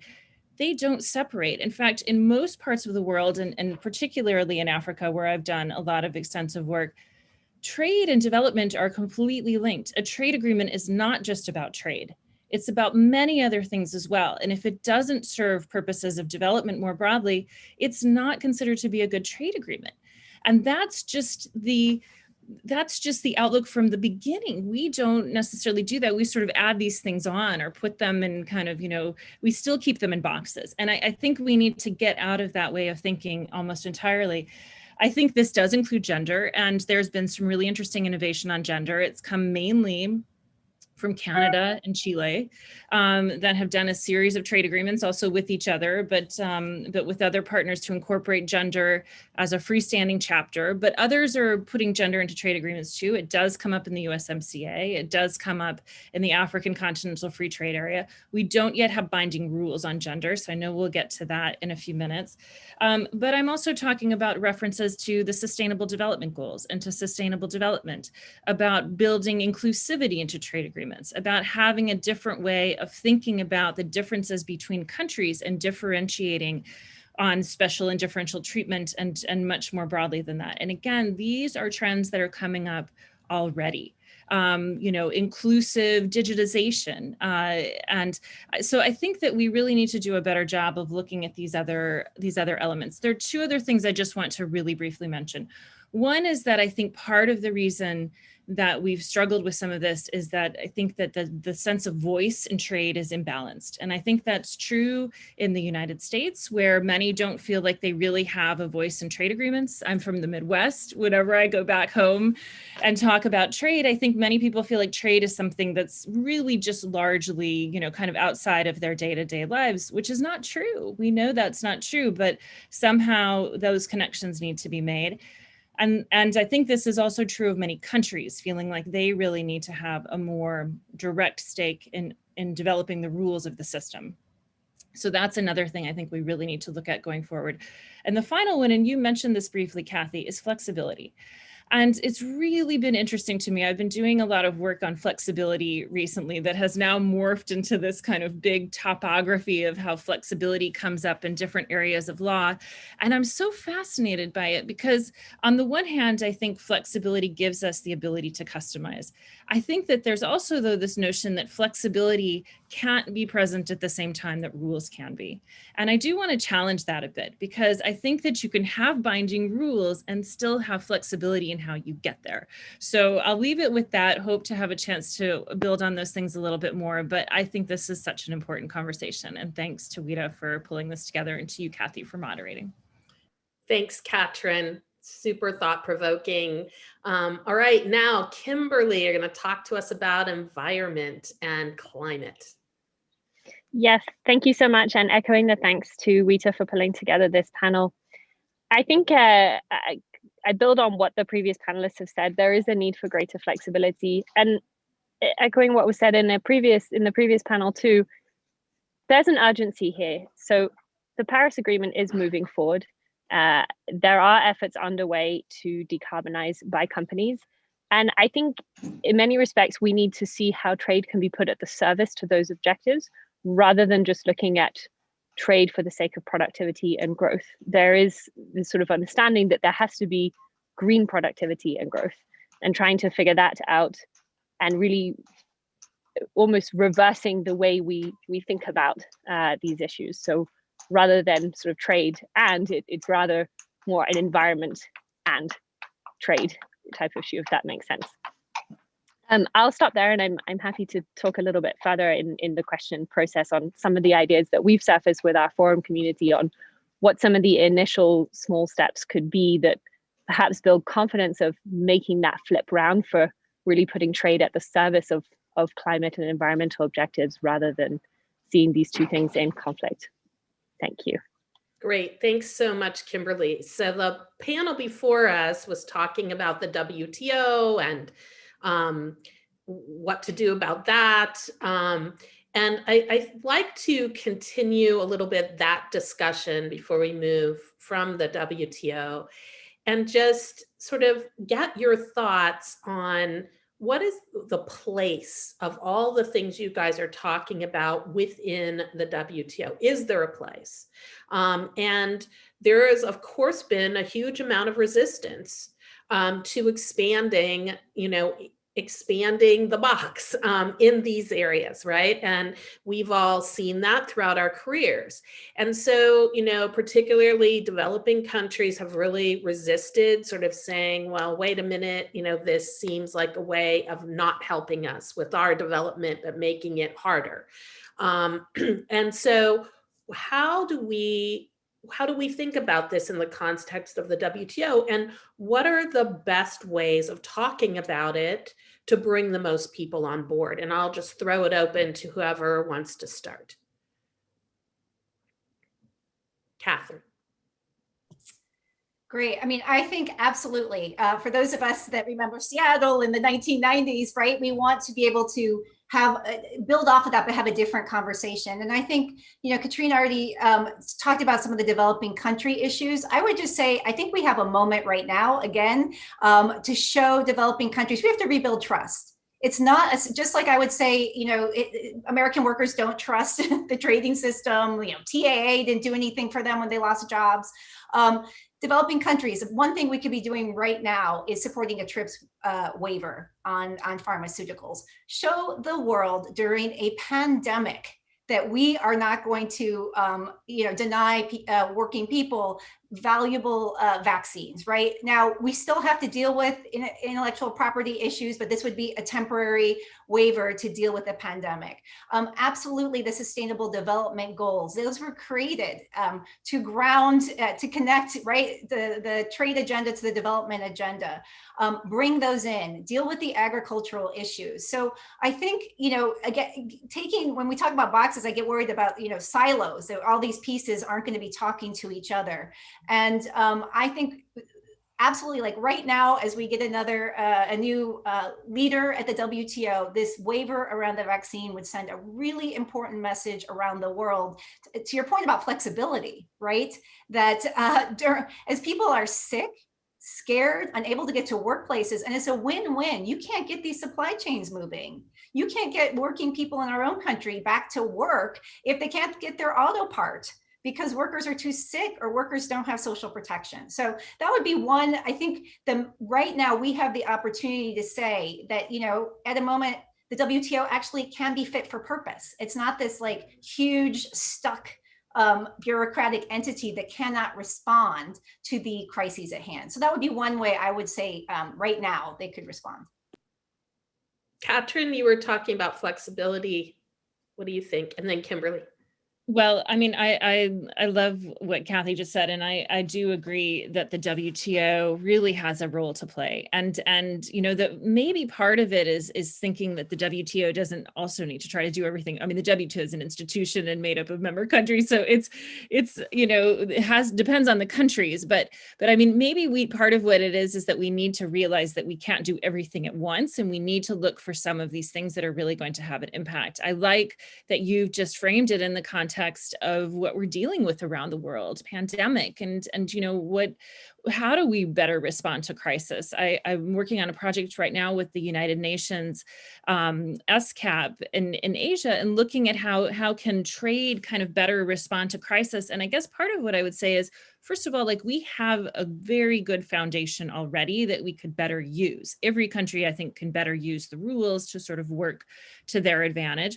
But I think, as Kathy pointed out too, I think that there's this question of how those flexibilities can be used better. And that's not a bad question to be asking. In fact, it's the right question to be asking. We need to figure out how trade can, you know, how we can be more resilient in some of our trade approaches and adapt better. And I think this example too of doing something on TRIPS that goes beyond what has been done already, and hopefully fixes some of the procedural rules around using, you know, the access to medicines flexibilities, that could be a great thing to look at first. I do think, though, that, you know, and again, as I was saying before, a lot of countries are already innovating in their own systems and their own agreements. So some of that, I think, could inform the direction that things could go in multilaterally at the WTO. And I guess I would just leave by saying that again, I think part of the challenge is just the way that we engage through the WTO, the way that countries engage, the way that a lot of the countries I've worked with over the years were not the ones who were at the table when the you know, Uruguay Round rulebook was developed. And so I think that there's this real sense that the system doesn't work to incorporate all of those voices. And the big challenge I see is finding a model that's going to enable us to do that. It's also about making some changes to the rules, but it's really showing countries that the WTO as a forum can work well, instead of just trying to do everything bilaterally or regionally, which seems to be the trend. So it's not that countries don't want to, in my view, it's not that they don't want to take these issues on. They're doing it already. They're just not necessarily doing it through the WTO. And I think that we need to figure out why that is and what can be done to change that dynamic so that it's really seen as this incredibly, constructive, potentially constructive and powerful force in creating this new model that we've been talking about. Kimberly, and then Beth. Great, thanks. And I would definitely build on that. I think when you look at the opening preamble of the Marrakesh Agreement, it says that we're supposed to be expanding, or the objective of the WTO is expanding trade in goods and services in accordance with the optimal use of the world's resources and the objectives of sustainable development. So it's right there in the text. Now, whether we have to update the rules to achieve that objective, I think is a subject of debate. We've heard about issues around climate waivers that could give governments the confidence should they wish to pursue border carbon adjustments or other types of policy interventions. And I think there's a debate on how effective those tools would be to achieve the decarbonization trajectory in the most efficient manner. And that robust debate needs to happen. Now, there's a very good space within the WTO for that robust debate happening about changing those rules. It could either be in the Committee on Trade and Environment, or if that proves too slow, in this new process launched by 50 WTO members on trade and environmental sustainability. So good to have a robust exchange between nations, because the reality is this is a complex landscape, and determining how you pull together and achieve your climate objectives while also ensuring and actually harnessing economies of scale and efficiency to do that, and what policies are actually going to achieve that is an open debate. However, I do think that in the interim, you still need to have discrete outcomes. Why? Because otherwise we will lose legitimacy that trade can achieve anything in support of other important objectives, like fair labor outcomes or the environment. And as I said before, there is an urgency here. We really have 1 decade ahead of us, the next 10 years, to get it right and to send the right signals to policy markets. We're already seeing other policy communities do this. So, for example, the financial sector is forging ahead with different kinds of Financial Stability Board, for example, provided recommendations on climate risk disclosure, and many national regulators are now looking to take that up. So what kind of discrete outcomes could you have by coalitions of countries using the WTO as a springboard to move forward on that? Well, one idea is reactivating the environmental goods agreement negotiations, but with a very specific initial outcome on climate-related goods. So pull out and target the most relevant goods, deliver that in time for COP26 as an announcement alongside COP26, perhaps even, to demonstrate that there is a real desire here from governments to put all the force of their, all the economic tools in their toolbox at the disposal of tackling climate change. And we're trying to do some analysis with companies to assess which might be the most relevant goods to include there, but also to contextualize how relevant is tariff removal for that decarbonization process, and where does that sit within, say, other challenges that companies might see from the intersection between trade and climate change. I'll stop there. Thanks. Great. And I would just add, if I could editorialize on one other option on environment, is to at least have the WTO recognize agreements that have been signed on to by multiple countries as something legitimate, and that implementing those agreements, like the Port State Measures Agreement that is aiming to stop illegal fishing or illegally caught fish from coming into countries, recognize that if you were actually enforcing that, you are not violating the WTO, which is something they have not recognized. So I think that there are some very concrete things that can be done very quickly to look at multilateral environmental agreements as legitimate and not superseded by the rules of the WTO. Beth. Yes, and sorry, there are two of me. My computer decided to do an update in the middle, so I've switched. I guess I would add a couple of things. Kathy, what you were saying about the way that the WTO treats regulatory flexibility, this presumption that something is protectionist, I think has led to a lot of really troubling decisions from the appellate body. And so that's going to have to be part of the rethinking. I think more broadly, and I've written about this, I think for so long we've just assumed that trade was going to produce peace and prosperity that we forgot to ask how it produces peace and prosperity and how the rules really matter. And I think to Ambassador Wolff's credit, he's talked about making sure that the WTO is affirmatively trying to serve humanity. And that brings in climate, but also, and I've said this, something that I'm guessing Kathy Feingold agrees with me about, but I don't know how you can have the fire at Tazreen in Bangladesh and the collapse of the factories there in export processing zones that kill people and not understand the WTO has to find a way to respond to that. And then you look at what the WTO has been saying about the pandemic. Initially, the entire focus was, well, we better do tariff cuts and get rid of export barriers. But the core problem with the pandemic and goods is short supply. And this is one of the reasons I think there is value capture. And I totally agree with you. You know, the Havana Charter is not going to be the be all and the end all. It needs to be modernized and updated with new views. But they did understand the problems of monopoly and that monopolies lead us to have a shortage of goods. That's PPE, it's the ventilators. And then now we're going to have to figure out how to deal with the vaccine. And the only other thing I would add on the development side is I think there's been a tendency at the WTO to look at these issues as North and South. And so when we look at issues like labor, I think the South tends to think, are you doing this to try to deprive us of our comparative advantage in wages? That's not what this is about. This isn't about actual wage rates necessarily. It's about the ways in which governments and business collude to suppress naturally rising wage rates. That's the problem we have to deal with. And so I think if we have a reorientation that's a little bit away from seeing this as a North-South competition and much more as really these different factors of production and how they relate to each other, we have a better chance of building a coalition around those things. And I'll just say, this is something that Jared Bernstein, who's now on the CEA, talked about, I think, 5 years ago. Great, thanks, Beth. So I'd like to pivot a little bit away from the WTO, and there's a bunch of questions about that we'll get to from those listening. But to think about, if we're thinking about doing something flexible, creative, expansive, and forgive me for all those who the WTO is super important. I think the likelihood that we're going to do that in a quick way in the WTO is probably, you know, I think that's a longer road that needs to be trod on. But if we want to get some models out there, where do you guys see the opportunity for doing that? Kimberly, why don't you start?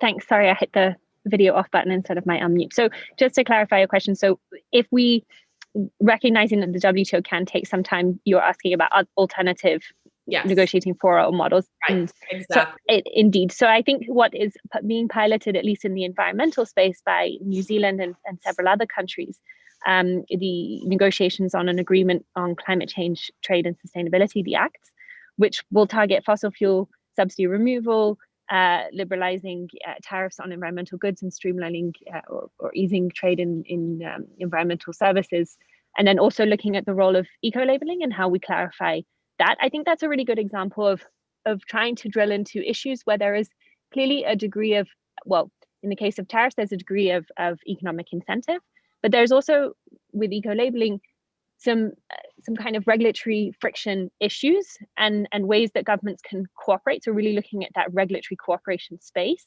that will help the markets and help businesses move in the direction they need to move. So it becomes less of a defensive or offensive market access discussion, of course, with the exception of the goods negotiation, but we can also come back to that because we obviously do need to think about inputs. And if a huge part of our decarbonization effort is in the energy sector, there are certain key inputs that take a degree of time for the domestic industry to develop. And so there's probably some argument for imports there.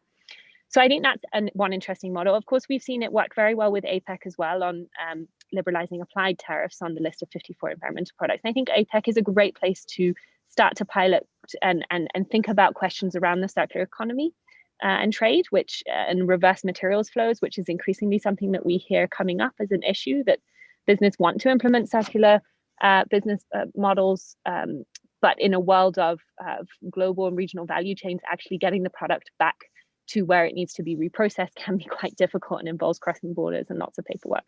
So there's a need to drill down into that. And I think APEC, with its sort of voluntary approach, is a great place to start. And I know that's already something they have on their agenda. So two ideas there. Great, thanks. Catherine. Well, I want to go back, I guess, to what I was saying before about some of these models that are emerging and the flexibility that's inherent in them, because I think this is directly relevant to the conversation. So I'd love to highlight a couple of things.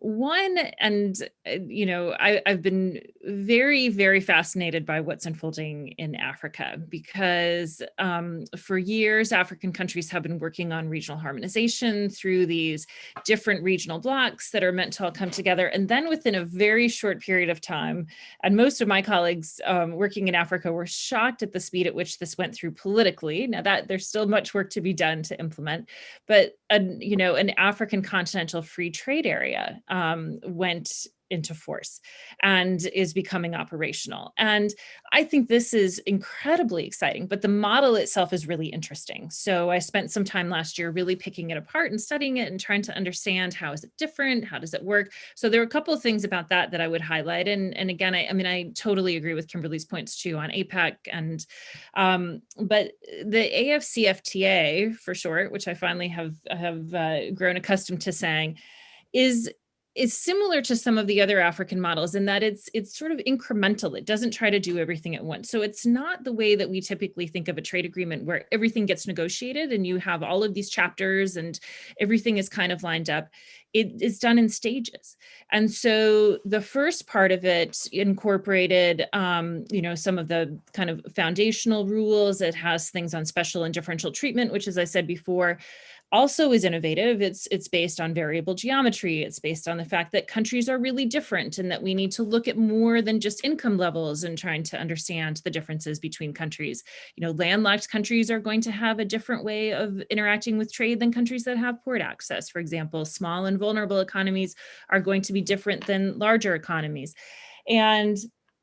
But I think that even the way that it stages and commitments is different. And so what I've been looking at is whether or not that's going to really reshape the rules to benefit those the rules are meant to serve, which I think is what we're talking about today. And so some of that I think remains to be seen because it's still at a very early stage. And it did incorporate a lot of WTO disciplines. So it incorporated SPS and TBT and trade facilitation and a dispute settlement system that looks much like the WTO. And now though, and Beth, I think this is, in line with what you're talking about, the issues that are slated for the next stage are competition.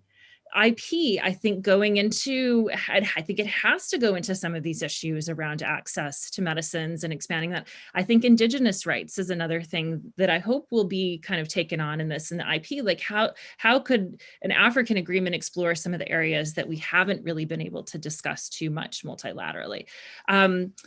So IP investment, it's taking on things where I think there's a lot of discussion going on globally, and I'm just fascinated to see what's going to come out of that on the rules level. But this whole incremental kind of building block approach, I think, is also really fascinating. It has provisions in there to revisit the agreement periodically. So it's meant to be a living agreement and not something that just is kind of a one point in time. And, some of this also reminds me of the WTO trade facilitation agreement with these different categories of implementation and tailoring things to countries. But I hope, and I guess this is part of what I have observed and written about with this agreement, that it's also just a much more proactive way of looking at the rules and a much more development-oriented way of looking at the rules. And hopefully these kind of chapeau provisions on sustainable development and gender will all make their way in as the rules are developed in these different areas. So I think that's one particularly interesting example of flexibility. There's been other interesting work done on flexibility, both from trade colleagues. A colleague at the World Bank and a colleague of mine at Georgetown did some work looking at a bunch of RTAs and where flexibility emerges. And then I guess I would just say finally too, I think we can learn from other areas, like how rules have evolved in financial, in the financial sector, where we went from soft law to more binding rules. I think some of that also applies in trade too. I think we kind of tend to think that things have to be done a certain way. And we're at a place right now where that's no longer the case. So what comes next, I think, is really going to matter. And then just one final note too, I think Kimberly gave some really good examples, on the environmental side. And I do also want to mention the DEPA, which is another new agreement that has some really innovative provisions on digital inclusivity. So again, I think if we kind of look at these different models and where things are coming up in them, we can really find some kind of good things that could point to what the future could look like. Great, thanks. Kathy. Yeah, this is exciting to hear about all the different models, and maybe just starting, where you left off about the agreement in Africa. I would just also say, and that gives us an opportunity as the U.S. was pushing forward an agreement with Kenya to be respectful of what's already being defined, and that we're not trying to undercut. And so that's just a whole nother thing to kind of flag. But in terms of new models, obviously, I want to talk a moment about the USMCA. I think it established a floor. I want to be clear because we have a lot to build off of that floor. And what was so key to the labor movement was, as someone who spent the past couple decades putting petitions in that actually did nothing for very little, I should say, for working people, right? We have the Guatemala petition that took 8 years and that we lost. And by that point, workers had lost their jobs. That we finally have created a tool that is meant to be very effective and swift, the rapid response mechanism. And the other part is it goes to the folks that are violating the factory level. And before, we had to make the arguments around sort of a government-wide failure. So we now have this new tool, and I think we need to build that tool out. We need to test it. I know the Europeans are looking at it, right? The new China investment agreement. My European trade union folks are clear. There's nothing binding and enforceable about the language they've put in around forced labor. And let us just take a moment to say forced labor should absolutely not be permitted in our trading system. I don't know, the fact I'm still debating this and I'm pushing for WROs, and we're still having an argument around the economic necessity to stay in the Uyghur region. Talk about guardrails. We should not, that imbalance of power is unacceptable as part of our floor of the global economy. So we need these mechanisms that are binding, not just aspirational. And I would argue the same, Kimberly, to your point on climate. And I think the one thing I would just say is we need to get out of our silos, because the problem is we have these chapters, right? And so I could tell you, and I've been working and talking to my friends at Sierra Club, they've got some great ideas about an enforceable climate chapter, making the MEAs, put those into the USMCA and other places. But if we take trade policy just without a larger plan around, if you're going to get workers out of a fossil fuel industry, we must have a plan. We must have just transition policies, or everything we all are talking about rules and what's going to work for working people and the people you're talking to, Kathy, in the field. We are not going to be successful. So we need to be creative about how the climate chapter that's enforceable speaks to the labor chapter that's enforceable. And when you announce, for example, the Keystone announcement, which just happened in our country, what's the plan for the workers? Yeah, if you need to shift out of fossil fuel, you have to have a plan for the transition that's going to happen. And so trade is just one piece. And as we've said, trade is a piece of the puzzle. We need the other parts of the puzzle to be saying, if you're going to enforce around climate and labor, they need to speak to each other. It will not be possible, that wonderful model we're hearing, Kimberly, around climate, if working people don't trust it and don't see during a pandemic, during a time of economic inequality, a poor job creation, that they have a place to go, they're going to fight like heck to stay where they are. So let's be mindful as we build new models that I've always had a problem. These chapters don't speak to each other. They should be binding. They should be enforceable. We need the tools. And then the last point I really just wanted to emphasize that's been brought up is transparency. I'll say in the USMCA, the AFL-CIO had to say repeatedly, is this in Spanish yet? Do working people in Mexico know what's being negotiated on their behalf? And really they didn't.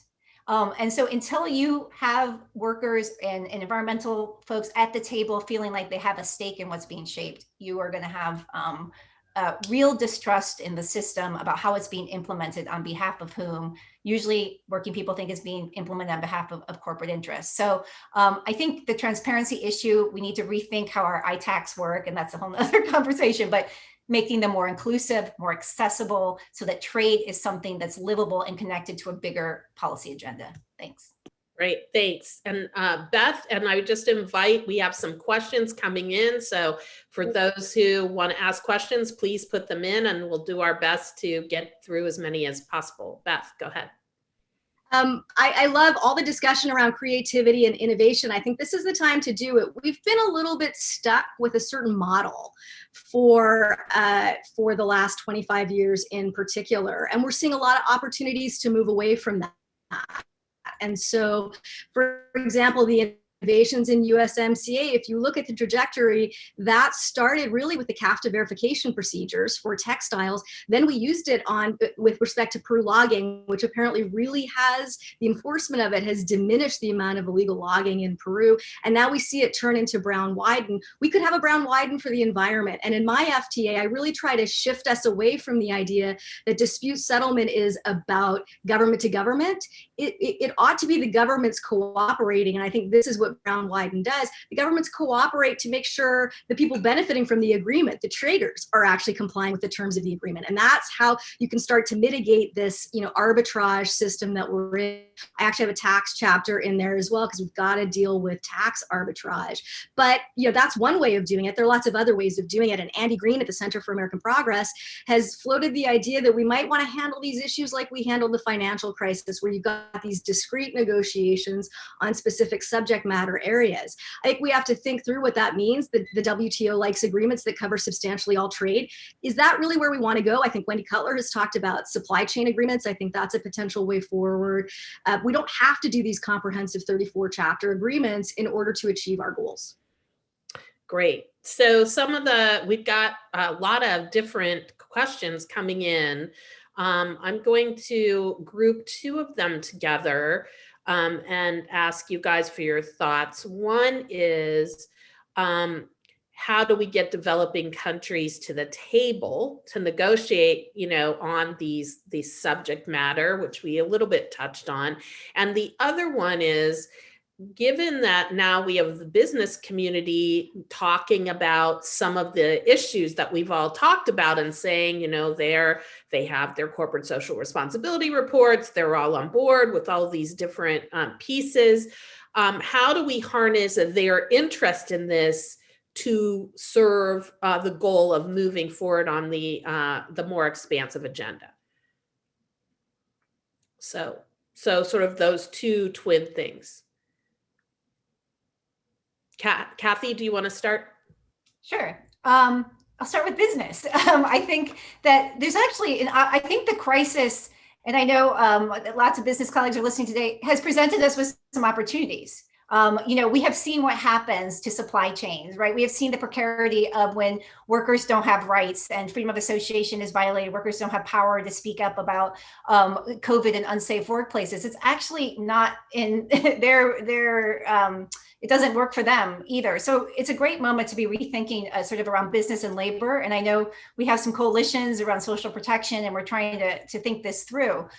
So I do think the one area that I think we as a labor movement are hoping our business colleagues will come to meet us at is, CSR, you mentioned, Kathy, is for many years has been unbinding. So it's lots of reports, it's a huge industry, lots of money gets spent on it.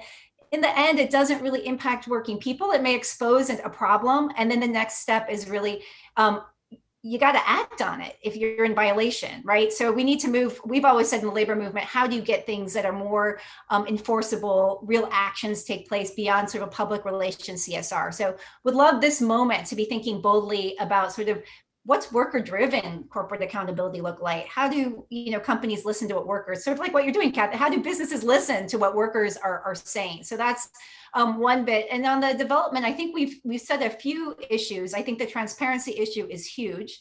I think having rules that speak to their priorities, we've outlined some of those sustainable development goals, health and safety issues right now, the COVID TRIPS waiver, really that. And I would say as someone that represents the global labor movement, workers in those countries feeling like they have access to talk to their governments. There's some form of social dialogue or tripartite mechanisms. So for example, when the Kenya trade agreement, they don't just hear about it in the newspaper and they're already suspicious about it, but that the government had already said, hey, what would be your perspective? What would you think would be the key issues, workers of Kenya, that would need to be raised? You know, they're worried about what's happening on tea plantations, around export processing zones, gender issues, but they're never asked. They heard about it in the paper. And if you see, civil society immediately said no before even knowing what was in it. So we need to do it better.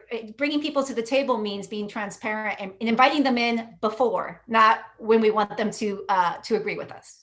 Okay, Captain, I see you nodding there. Did you want to add something? Sure, I'll add. I was going to make several of the same points, so I'll try to just add a few things to what Kathy has said. I mean, first of all, I think developing countries already are at the table. They're just at a different table, maybe. They're at their own table. And I think we need to recognize that too, that it's not like everybody has stopped talking about trade. In fact, I think the discussions around trade being a powerful lever for change are even more intense and even more, I think, progressive in some ways in developing countries, because I think that many countries see this as really a way out of the current challenges and a way forward on some of these difficult issues. So I think we need to really think about sort of what we mean by bringing developing countries to the table, because they are leading the charge on some of these things. And maybe part of what we need to do is kind of step back and think about how we can, again, I think I said this before, how we can kind of change the dynamics around that discussion. I think other issues that really need to be part of it too are food security. You know, I mean, that is an issue that a number of countries have raised in the context of multilateral discussions. It's a big challenge. And it brings in things like climate change too, and environment. And one of the points that I was thinking about before is that as we approach kind of what new disciplines and new rules should look like in these areas, we do also have to think about the sort of existing inequalities and inequities that kind of, pervade in the system. I mean, in some cases, countries have not only been on the receiving end of the rules, but they've been on the receiving end of some of the consequences of actions that others have taken. And we need to acknowledge that. I mean, this is not just, sort of everybody throwing their hat in. There are situations in which countries, and particularly marginalized communities, women and, indigenous communities and others, have been negatively impacted by some of the decisions that have been made well beyond anything they had the ability to control. And I think we need to really acknowledge that and find a way to deal with that. And I love what I think Kathy said this, there needs to be a plan. I mean, I think, Kathy, like you, I'm just such a big believer in listening, not talking about, the benefits of trade, but listening. And I have found that, anybody you talk to, they might not know, which tariff line impacts them or how to put something into a services schedule, but they know what's going on in their life. They know how their job is going. If you really sit and listen, all of those things have some relation to what goes into trade agreements and what goes into the rules. And we need some way of connecting those pieces, but also I think creating greater accountability around doing that. And I do think, just to end on this point about corporations too, I mean, I think first of all, I love this about going beyond CSR and really creating some ways to get corporations more kind of actively involved and make sure that there is real change there. But I do think that we've, kind of favored those voices in some of these conversations to the workers or farmers and, small businesses don't have the same kind of voice. And we really need to sort of step back and think about how that balance could be restored as well, and how we could really show in a clear and, actionable way that trade is able to address some of the concerns that are raised. So I think we kind of know some of what we need to do, but we need to figure out how we can get there and how we can rebalance things so that they work better for more people. So we had a really interesting question come in, and maybe I'll start with Kimberly and Beth to answer this one. But I think it's really an important one, which is, so trade has become once again, very partisan in a way that I think a lot of us who've been working on it for many years, it's just interesting how things have flipped in terms of who is looking at more protectionist policies as opposed to expansionist policies, et cetera. And so the question is, how do we deal with this? Like, what do we do? Obviously, we had Wto Hillman from the EU talking about what the EU is doing, negotiating agreements, pushing agendas, et cetera. And we, how do we deal with the fact that this is a shared responsibility between the executive and the Congress, and we do not have agreement in the Congress about what an agenda should be? And so I'll let Beth and Kimberly start that. Great. Oh, sorry, Kimberly, go ahead. No, please go for it. I was going to say, as the foreigner, I defer to others to start first. I'm actually not sure trade is more partisan today than it was in 2015, to be honest. And I think we've seen a lot of movement on the Republican side of the aisle. I mean, Josh Hawley introduced a resolution to pull us out of the WTO. You see the way people like Marco Rubio and others are talking about China and how to deal with China. I remember seeing a few years ago, John Cornyn and Thea Lee were on the same page about China. So I think things have actually moved in a less partisan direction, because I think we're all very much focused now on solving real problems, and that focuses the mind. So I think there's more opportunity than there was before. I don't know if Nasim is on today, but I heard her speak and say that she felt that in the Senate, Republicans were moving on climate change, at least in terms of being able to negotiate with the Europeans. And so I hope I'm not misrepresenting what she said. So I'm not sure we're in these separate silos the way we used to be. And if we focus on the problem and solving the problem instead of what the party alignment is, then I think. All right. We have 2 minutes, I think. I see Ken has come back on. 1 minute. Kimberly, do you want to have the last word? Sure. So as a foreigner, I won't weigh in too much, other than to say I echo what Kathy was saying earlier, that there does have to be, even if you're doing an environmental agenda, you do need to see how this is beneficial for jobs and workers. And so I think that is perhaps where there is that common interest across party lines in the US.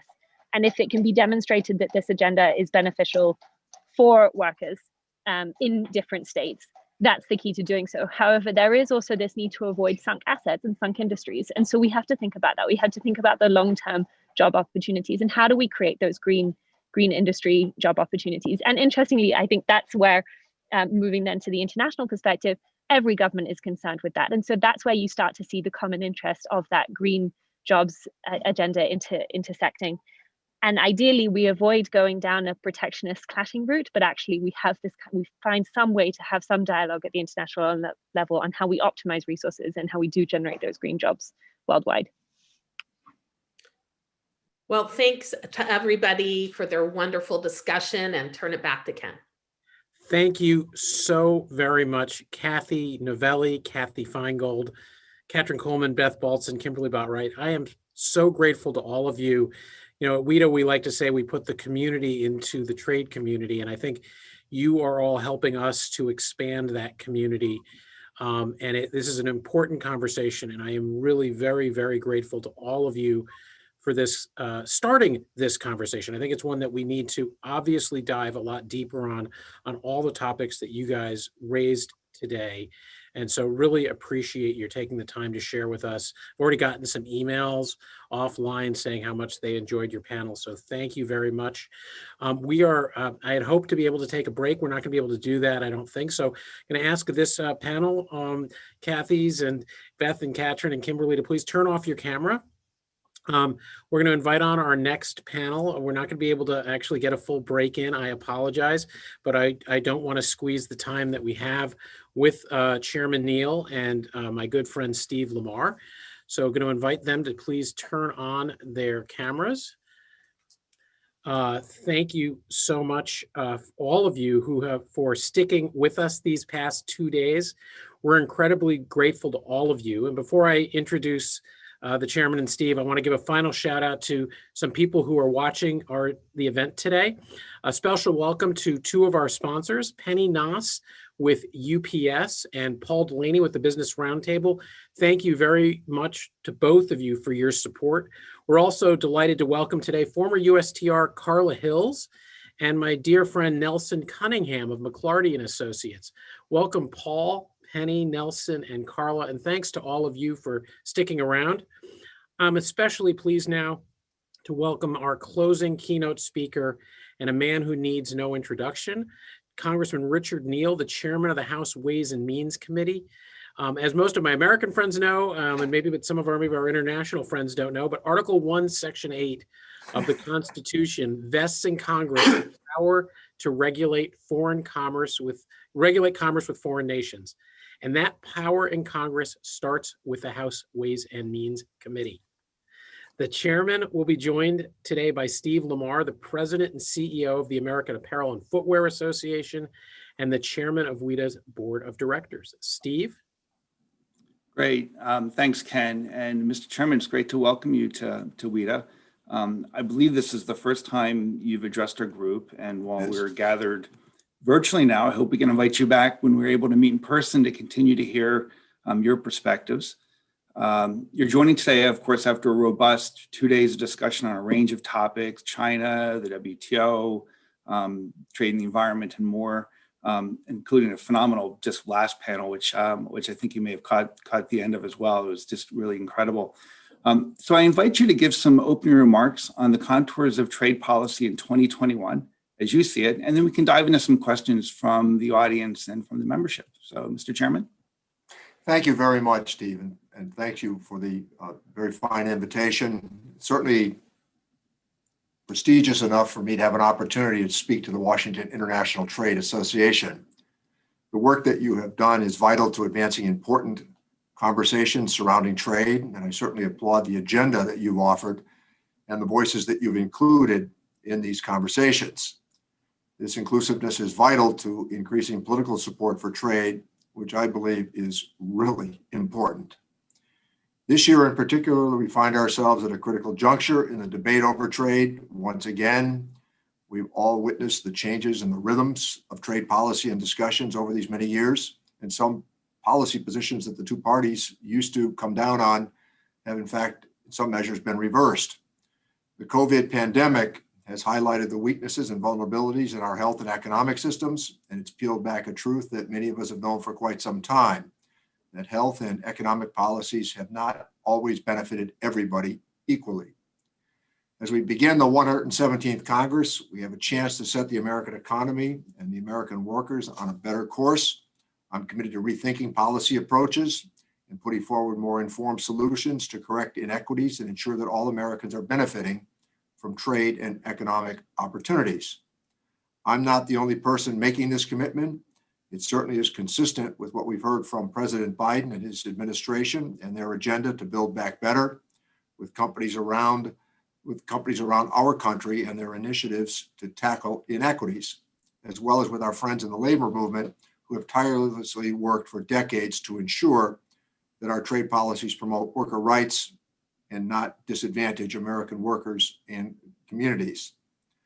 Through a trade and equity lens, I intend for this year's agenda to focus on enforcing trade agreements, ensuring that our trade policies advance the interest of all American workers and their communities, protecting our environment, and using trade tools to help combat and manage our economic threats that have been posed by climate change and to create jobs that will come with a future-facing green economy. Rebuilding alliances with our trading partners to tackle the challenge of global economic and public policy recovery opportunities is a priority as well, and certainly to reassert U.S. leadership in multilateral institutions. And as always, one of the great challenges in trade policy is to strengthen the partnership with Congress and the executive. And what I mean by that is coordination and not deference. I'm really proud of what we did with USMCA. You should know that. I believe that we've created a successful model for good trade policy. It will strengthen our economy and meaningfully benefit workers. I'm particularly pleased with closing the loopholes in the state-to-state enforcement mechanisms and the most robust labor mechanism in any trade agreement. Here's what I think we proved. In the end, 195 Democrats voted for a new NAFTA, and 194 Republicans voted for it as well. So I think we have demonstrated that you can build a successful template. On the Ways and Means Committee, every member of the Ways and Means Committee, except one, voted for the agreement. It's not good enough, as you know, just to create new tools and leave them on the shelf. We need to use those tools. I intend to work closely with the new USTR, who I am delighted with as an alumni member of the Ways and Means Committee, to make sure that we aggressively enforce all the provisions in USMCA and ensure that our trading partners are upholding their commitments, especially in the area of labor and environment, as well as making sure that the enforcement areas that we've agreed to will be honored. I also want to say a good word about Bob Lighthizer as it related to enforcement. He was very important to the conversations that we had with USMCA. And having Catherine Tai in the room and Bob Lighthizer in the room as we negotiated NAFTA, there was a continued emphasis on enforcement of these agreements. In addition to enforcing these commitments, it's important for the U.S. to raise labor and worker rights issues with our trading partners. The appalling situation in Xinjiang requires immediate attention. I, like most of you, are troubled by China's forcible assimilation of Muslim and other religious minority populations, including the use of concentration camps and forced labor. Forced labor places a negative pressure on the rights of workers around the world, and companies that abide by high standards are also much affected. I'm committed to working with colleagues in Congress, the Biden administration, civil society, the private sector, and our trading partners to create a plan for a more rigorous enforcement of forced labor laws as part of this trade agenda. Forced labor is an issue where the U.S. needs the support of our allies. The conditions in Xinjiang, coupled with the nature of global supply chains, highlights the need to work with our allies to come up with a global solution. It's imperative that every country does their part to confront China and ensure their countries do not become vessels for products made with forced labor. I'm also deeply concerned with the unabashed steps taken by China to suppress democratic institutions and practices in Hong Kong and the ongoing threats to Taiwan. China's anti-democratic actions underscore the need for us to step up to the challenge posed by their policies, as well as to work with our allies to promote and sustain institutions and practices that support open societies and fair markets. Recent events have shown that not only will our supply chains need to be fortified and made more resilient, but our democracy as well. Strengthening and recommending to our allies and alliances across the globe, with neighbors on the American continent and in Africa, Asia, and Europe will be a key to our success. In particular, Europe has shown how diplomacy and cooperation with allies can help solve seemingly intractable problems. Diplomacy in Ireland, coupled with the sheer determination that led to the Good Friday Agreement and the peace and prosperity it has brought to so many on that island, is a good example of how we should proceed. Much of the world will be well served by channeling that kind of spirit into the challenges of today. Another area where we will benefit by working with our partners is with respect to the environment and global challenges. Climate change is in front of us and it must be addressed. It is a global challenge, it's an economic challenge, and it requires the commitment of all countries. I'm heartened by the pledge of Joe Biden to prioritize in addressing the climate crisis and look forward to working on a proactive approach that uses our trade tools and policies to help counter the effects of climate change. Multilateral institutions provide a platform to address some of the global challenges. I am really eager for the U.S. to reassert itself on the world stage. Perhaps many of you have read my comments in many major daily publications. One of the first steps we need to undertake is with regard to leadership at the WTO. There are a multitude of longstanding complaints and challenges that must be addressed in order to enable the WTO to regain its relevance in addressing the global economic challenges of the 21st century, including labor, environment, women's rights are all important. Finally, it's essential that any trade agenda work on strengthening the partnership between the executive branch and the Congress. I was so happy to hear those introductory remarks that related to Article 1, Section 8 of the United States Constitution, which designates Congress as the primary authority over U.S. trade policy, but also acknowledging, at least since President Kennedy, that authority from time to time has been ceded to the executive. This critical partnership between the legislative and executive branches of our government needs special attention. I'm confident that President Biden, Vice President Harris, and the Biden administration, along with our new USTR, all appreciate the important role that Congress plays in formulating trade policy, and it will allow us to work closely to create an equitable, pro-worker, pro-competitive framework. Trade can be a powerful tool to help workers, families, and communities alike. It requires a thoughtful and strategic approach. You all know I've been open to these arguments.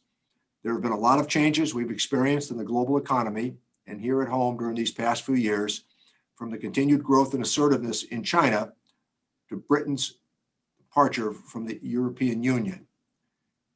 The pandemic has in many cases set back the world economy, and it's exposed a lot of fault lines in our domestic and global economy initiatives. We will benefit from continuing to explore new approaches to trade policy. I am committed to building on the success of the past practices with an open mind while seizing on missed opportunities. So I look forward to working with all of you and the broader trade community to accomplish these very goals. And thank you. Great. Well, thank you, Mr. Chairman. Those were phenomenal comments on so many areas, and we're really glad to see your stewardship will be addressing many areas. We've got some great questions in already, and we'll do our best to get to all the questions that are being asked. First one, Mr. Chairman, is, and you referenced this as well, is one of the biggest trade stories last year was congressional approval of the U.S.-Mexico Canada agreement. We just hit the 7-month mark after entry into force. How do you see implementation going so far, and are there specific areas of oversight that you're focused on? Well, I'm really proud of the initiative. I would also say, because many of you are individuals who keenly follow the agenda, and I thought if there was one critical moment, and I've highlighted this in the past, it was just before the August break a couple of years ago, and we were winding down the clock. We had been at it with each other for a good period of time. I kept telling the USTR at the time, you simply have to listen to the complaints, and he did. But at the moment when I said to him, Bob, the whole approach of the American people to trade has changed. Their attitude toward trade has changed. He said, we see the economic benefits, but many of them have been harmed. And by the way, on that question, because it's a good one, Steve, I would suggest that everybody read that interview that Jeff Immelt, the former head of GE, did over the weekend in the New York Times. If there's one statement that jumped out at me as I was reading it, it's when he said that he underestimated the reaction of the American people to arbitrarily moving jobs offshore. And he said that it changed a lot of the political dialogue in America. And I think we tried to address that issue in the provisions that we built in. We were very critical of enforcement mechanisms. And Bob Lighthizer said that it has been the lack of enforcement on trade agreements that has contributed to growing American doubts about the economic benefits of trade. So with implementation issues, we're following them closely, and we expect them to be rigorously enforced. A lot of goodwill went into that agreement. And I will just say this to you, after a long career in Congress, it'll never happen moment successfully concluded. Right, and you got a lot of people that supported that agreement. So I think, years, weeks out, months out, people were wondering whether that would happen, and you really accomplished an incredible thing just looking at the vote count alone. And so I think a lot of folks will be paying close attention to USMCA going forward. And congratulations to you again on that. Well, when I bump in the hallway, I'll frequently bump into some of the most outspoken and critical voices of American trade policy over many years that subsequently voted for the agreement. And every time they say, "Hi, Mr. Chairman," I say to myself, not to them, "Welcome to another free trader." That's terrific. We've got a lot of questions that have come in now on China, the status of the phase one deal, the Section 301 tariffs, and more. The Biden administration is still evaluating its next steps on this far-reaching trade relationship. What are your recommendations, and what do you see success looks like? Well, I think we need a comprehensive review, that's for sure. And I also think that we cannot be naive that managing the U.S.-China relationship is the most important bilateral relationship on earth. And strategically, it's critical. And I think that Joe Biden's experience in the Senate will be very, very helpful. I think that we're not suggesting for 1 minute that they can be ignored. But I also think that the posture that they've adopted, a more virulent sense of sovereign capitalism, for example, I think that we need to be mindful of what that means. The threats to Taiwan and Hong Kong certainly didn't turn out the way everybody had anticipated. And I think that our European allies, I hope that they take note of that as well. There has, been some inconsistencies that have been offered, but we don't want to ignore the relationship. And at the same time, I'd like to see how would I term it, a more perhaps strategic relationship. I do think that the relationship over a long period of time now, all the way back to MFN status, some of us would recall that, has been fairly chaotic, and I'd like to see that level off. Okay. Another piece of unfinished business is the negotiation of 2 free trade agreements, one with the UK and one with Kenya. And recognizing this may also be a question about Trade Promotion Authority, which expires this summer. Do you think we can see these agreements concluded and or considered by Congress this year? Yes, I do. And I'm hopeful that they can be completed. I took a pretty vigorous position with the support of Speaker Pelosi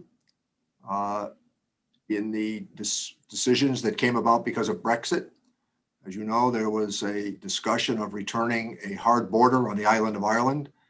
And we took a position that there could not be a bilateral trade agreement with the UK if there was any threat or restoration of a border on that island. The Good Friday Agreement was very, very successful. 800, 300, or at least 30 years of hard violence came to a conclusion.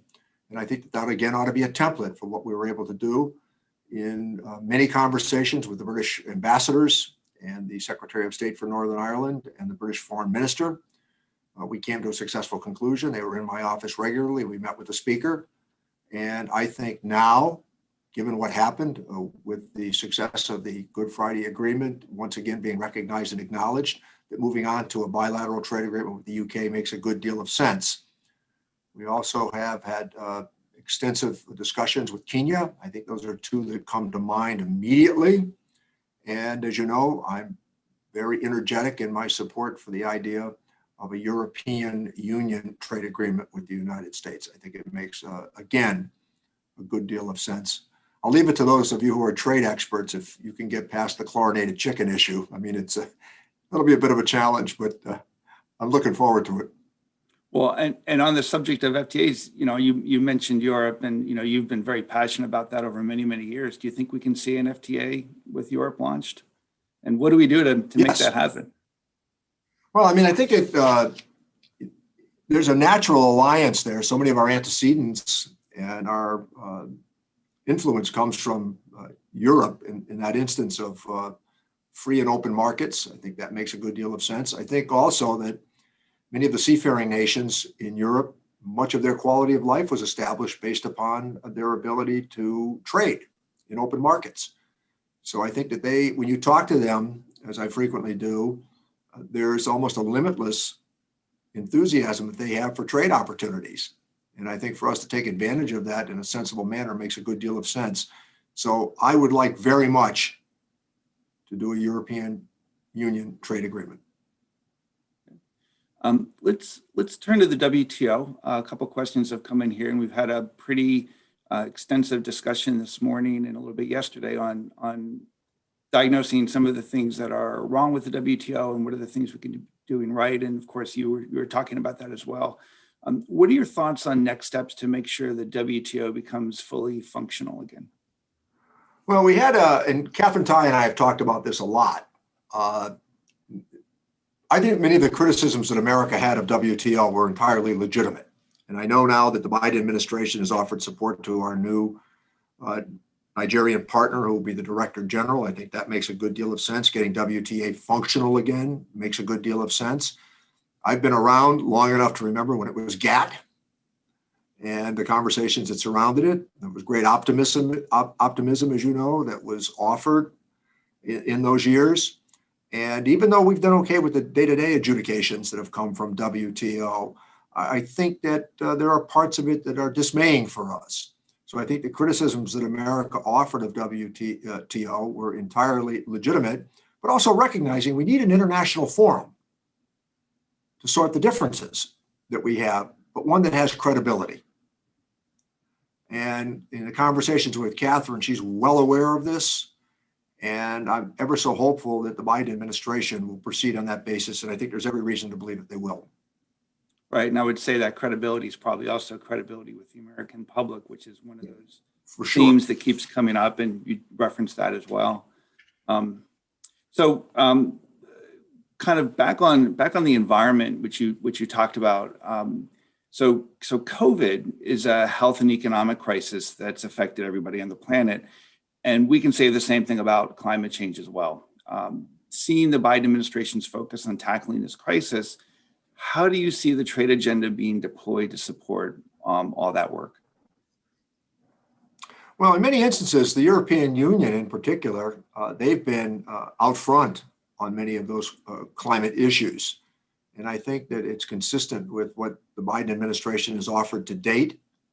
And I think that there are many other countries across the globe that have actually been ahead of us in terms of their embrace of climate change policies that will alter the dynamic. In addition, I think that I'm very pleased that the president has decided to rejoin the Paris Climate Accords. I think that's a good step in the right direction. I think that we used to think of those as second-tier issues. They're front-tier issues now. And I think that the conversations, which, by the way, are going to have to include everybody. I mean, I think that one of the legitimate criticisms that was offered, but also became an excuse, was that we can't let just America do everything and let the rest of the world lag and take advantage of economic policies that advantage them while they cry out for the argument that they're really still third world economies.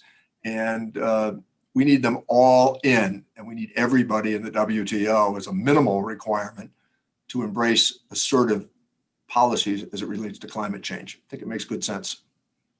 Yeah, it's clearly going to be one of those holistic, all of world approaches. And as I mentioned before, I think there's a good example that we have in front of us right now, if we needed one, which is the COVID-19 crisis, which is a health and economic crisis that's affected everybody, and certainly climate change is the same thing. So for sure, if we didn't need to look any further for one, there's a ready example, I think, that we can all look to. So let's turn to, and I'm trying to get through as many of the questions as possible that are coming in. You're doing great. Thanks. Let's turn from environmental issues to labor. And in our last panel, we did talk a little bit about some of the labor issues. You also talked about that as well. And if you could share with us your thoughts a little bit more detailed about some of the labor and trade issues, and also perhaps more on the forced labor crisis and the work that we're all doing to combat the Xinjiang problem, the situation that the Chinese have created with forced labor in China. I very much appreciate your comments talking about the need for greater, smarter enforcement, the need for greater collective approaches with the government, and then also between our government and the rest of the world. So very much appreciate that. But if you can shed more light on that, sure, that would be terrific. Well, I think that one of the changes that technology has wrought, and it didn't start 2 years ago or 10 years ago. Many of us in New England, we were part of the manufacturing capital of the world. And 100 years ago, as I'm staring out the window with the Connecticut River, but about 10 blocks away, Connecticut Hartford was the most prosperous part of America 100 years ago. And when I hear people frequently talk about these jobs all left because of these trade agreements, that's not true. Those jobs began to migrate out of New England decades ago, first to the south and offshore into low-wage countries. And the point is that enhanced technology has now also allowed for production to be done just about anywhere. And it's hard enough for the American worker to compete with these changes without having to compete with forced labor. And I think what's happened in China, I think the Uyghur population, they've been the victims of much of this. But I think that we need to continue to raise our voices in chorus in the rest of the world in terms of calling attention to what forced labor does. How can you in New England right now, where we have had some good news on manufacturing recently, how can you in good conscience say that those workers who've already faced downward pressure on wages because of the changes in international economics, now all of a sudden they have to compete with forced labor that in many cases is free? I think that the United States needs to continue to lead the way. I, again, have been around long enough to remember that human rights were a very important part of American foreign policy. And I think enunciating those positions continues to remain a priority for all of us, and making sure that American workers indeed are protected. Thank you. Yeah, we've got some great manufacturing jobs in the footwear industry, for example, up in your home state, and very proud of those continuing on. And it's skilled manufacturing. I mean, Sure, it's really, absolutely. really, you go through, when I go through those shops, you know, it's not the lathe that used to be there. It's now a computer. And to watch these workers, they're productive, they're skilled, and they're compensated. It's a nice story. And a lot of our manufacturing jobs now are not only the people assembling the product, but working the high-tech equipment and programming the high-tech equipment and designing that equipment to then assemble the product. Right. So it's really an evolution in the value chain that underlines our industry and so many others. Well, and again, when we're talking about technology here, we'll flip to digital, and of course, we're all gathered around our screens here. So I guess it's appropriate to talk about digital services. Lots of countries are starting to either tax or propose taxes on digital services. And it seems like a multilateral agreement is in order to bring some kind of order to this chaos, particularly as some of these digital service taxes have triggered terror threats, and that such an agreement might be long overdue. What are your thoughts on this? Well, I think first of all, harmonization of tax rates are very important. I think the model of OECD could be very helpful. I've had extensive conversations over a long period of time with people like Bob Rubin, people like Jack Lew, and Janet Yellen. And I think that for some nations to go it alone in Europe is not helpful. I've had the ambassadors in from many of those countries to let them know of my personal dismay over their decision to implement digital taxes without any concurrence from negotiated policy is not helpful. And I understand the role that international tax plays in driving economic policy, but I think that for 1, 2, 3, or 4 nations to arbitrarily implement those policies is ill-considered and unwarranted. So they have heard me loud and clear. And this, by the way, is something that Steve Mnuchin and I vigorously agreed on. And it was very important because he was very supportive of my position on it as well. So I hope that if we could, and we should, try to reassemble the traditional alliance and friendships and trust in Europe that once were important to us. And I'm not one of those people that believes that NATO is dated. I think updating it is important, but I also think OECD considerations are important. and not to be offensive to traditional allies and not to let them feel as though they're isolated. And I still think America needs to lead in that role throughout the world.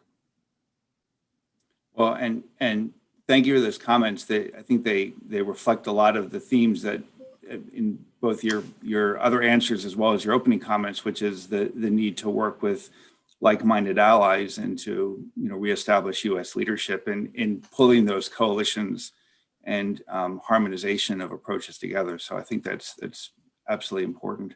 Mm-hmm. So we've got, I think, time for one more question. We did want to make sure we honor our commitment to get you out of here in time. And I'm going to go back to a specific one, which is the Generalized System of Preferences Program. This is a long staple of trade policy, actually goes back to 1974. Program, of course, lapsed last year at the end of the year. We hope temporarily. What are your plans to see the program renewed, and do you think that will be renewed retroactively as well? I do. Yes, it will. And I think we need to upgrade it. That's for sure. I think that for all of its past successes, and I have been a supporter, it needs to be updated to keep us in line with progress as it relates to trade policy. So I would remind all that it has lapsed in the past and that we intend to take this up. And I think there'll be a satisfactory conclusion. There are some reforms. And again, I want to highlight the conversations I've had with Catherine Tai about this. And I think that this is something that we ought to be able to employ to send the right signal to the world. Great. Well, I appreciate it. Thank you very much. I know from my members where there's a lot of support for getting the GSP program renewed as quickly as possible. I think that's going to be a welcome comment. I'm going to ask, I think Ken was going to come back on and do some closing remarks. Mr. Chairman, on behalf of WTO and the trade community, I really want to thank you for sharing your time with us this morning and your thoughts. Really great to hear your perspective. So thank you very much. That was very well done, Steve. Thank you. Thank you, Steve. Thank you, Mr. Chairman. We are incredibly grateful to you for joining us today. I noticed in reading your biography that you are a longtime guest lecturer at UMass Amherst. I am a UMass Amherst grad, and I sadly missed taking your class. So thanks for giving me a lesson here today. Well, the person standing next to me did take the class, and I hired her. Well, I had a little more circuitous route to getting to Washington than coming to work in your district office. And it was maybe a little before your time. But thank you very much. Really grateful to you. Thank you for taking the time with us today. We did promise to get you out of here on time. Thanks as well, Steve. Thanks, Ken. Thank you all. Thanks to WTO. Thank you. Thank you, Mr. Chairman. So that wraps up our 2021 International Trade Conference. Thank you all. Next year, we certainly hope our conference is back live and in person. But even then, with that and all our regular events, we will continue to stream our events live online for our members who are not in DC. We have learned during this pandemic that there is a lot of interest in the trade conversation taking place in Washington, and we are going to continue that when we're meeting live in person, to continue to be able to stream our events for you. So thank you for joining us today.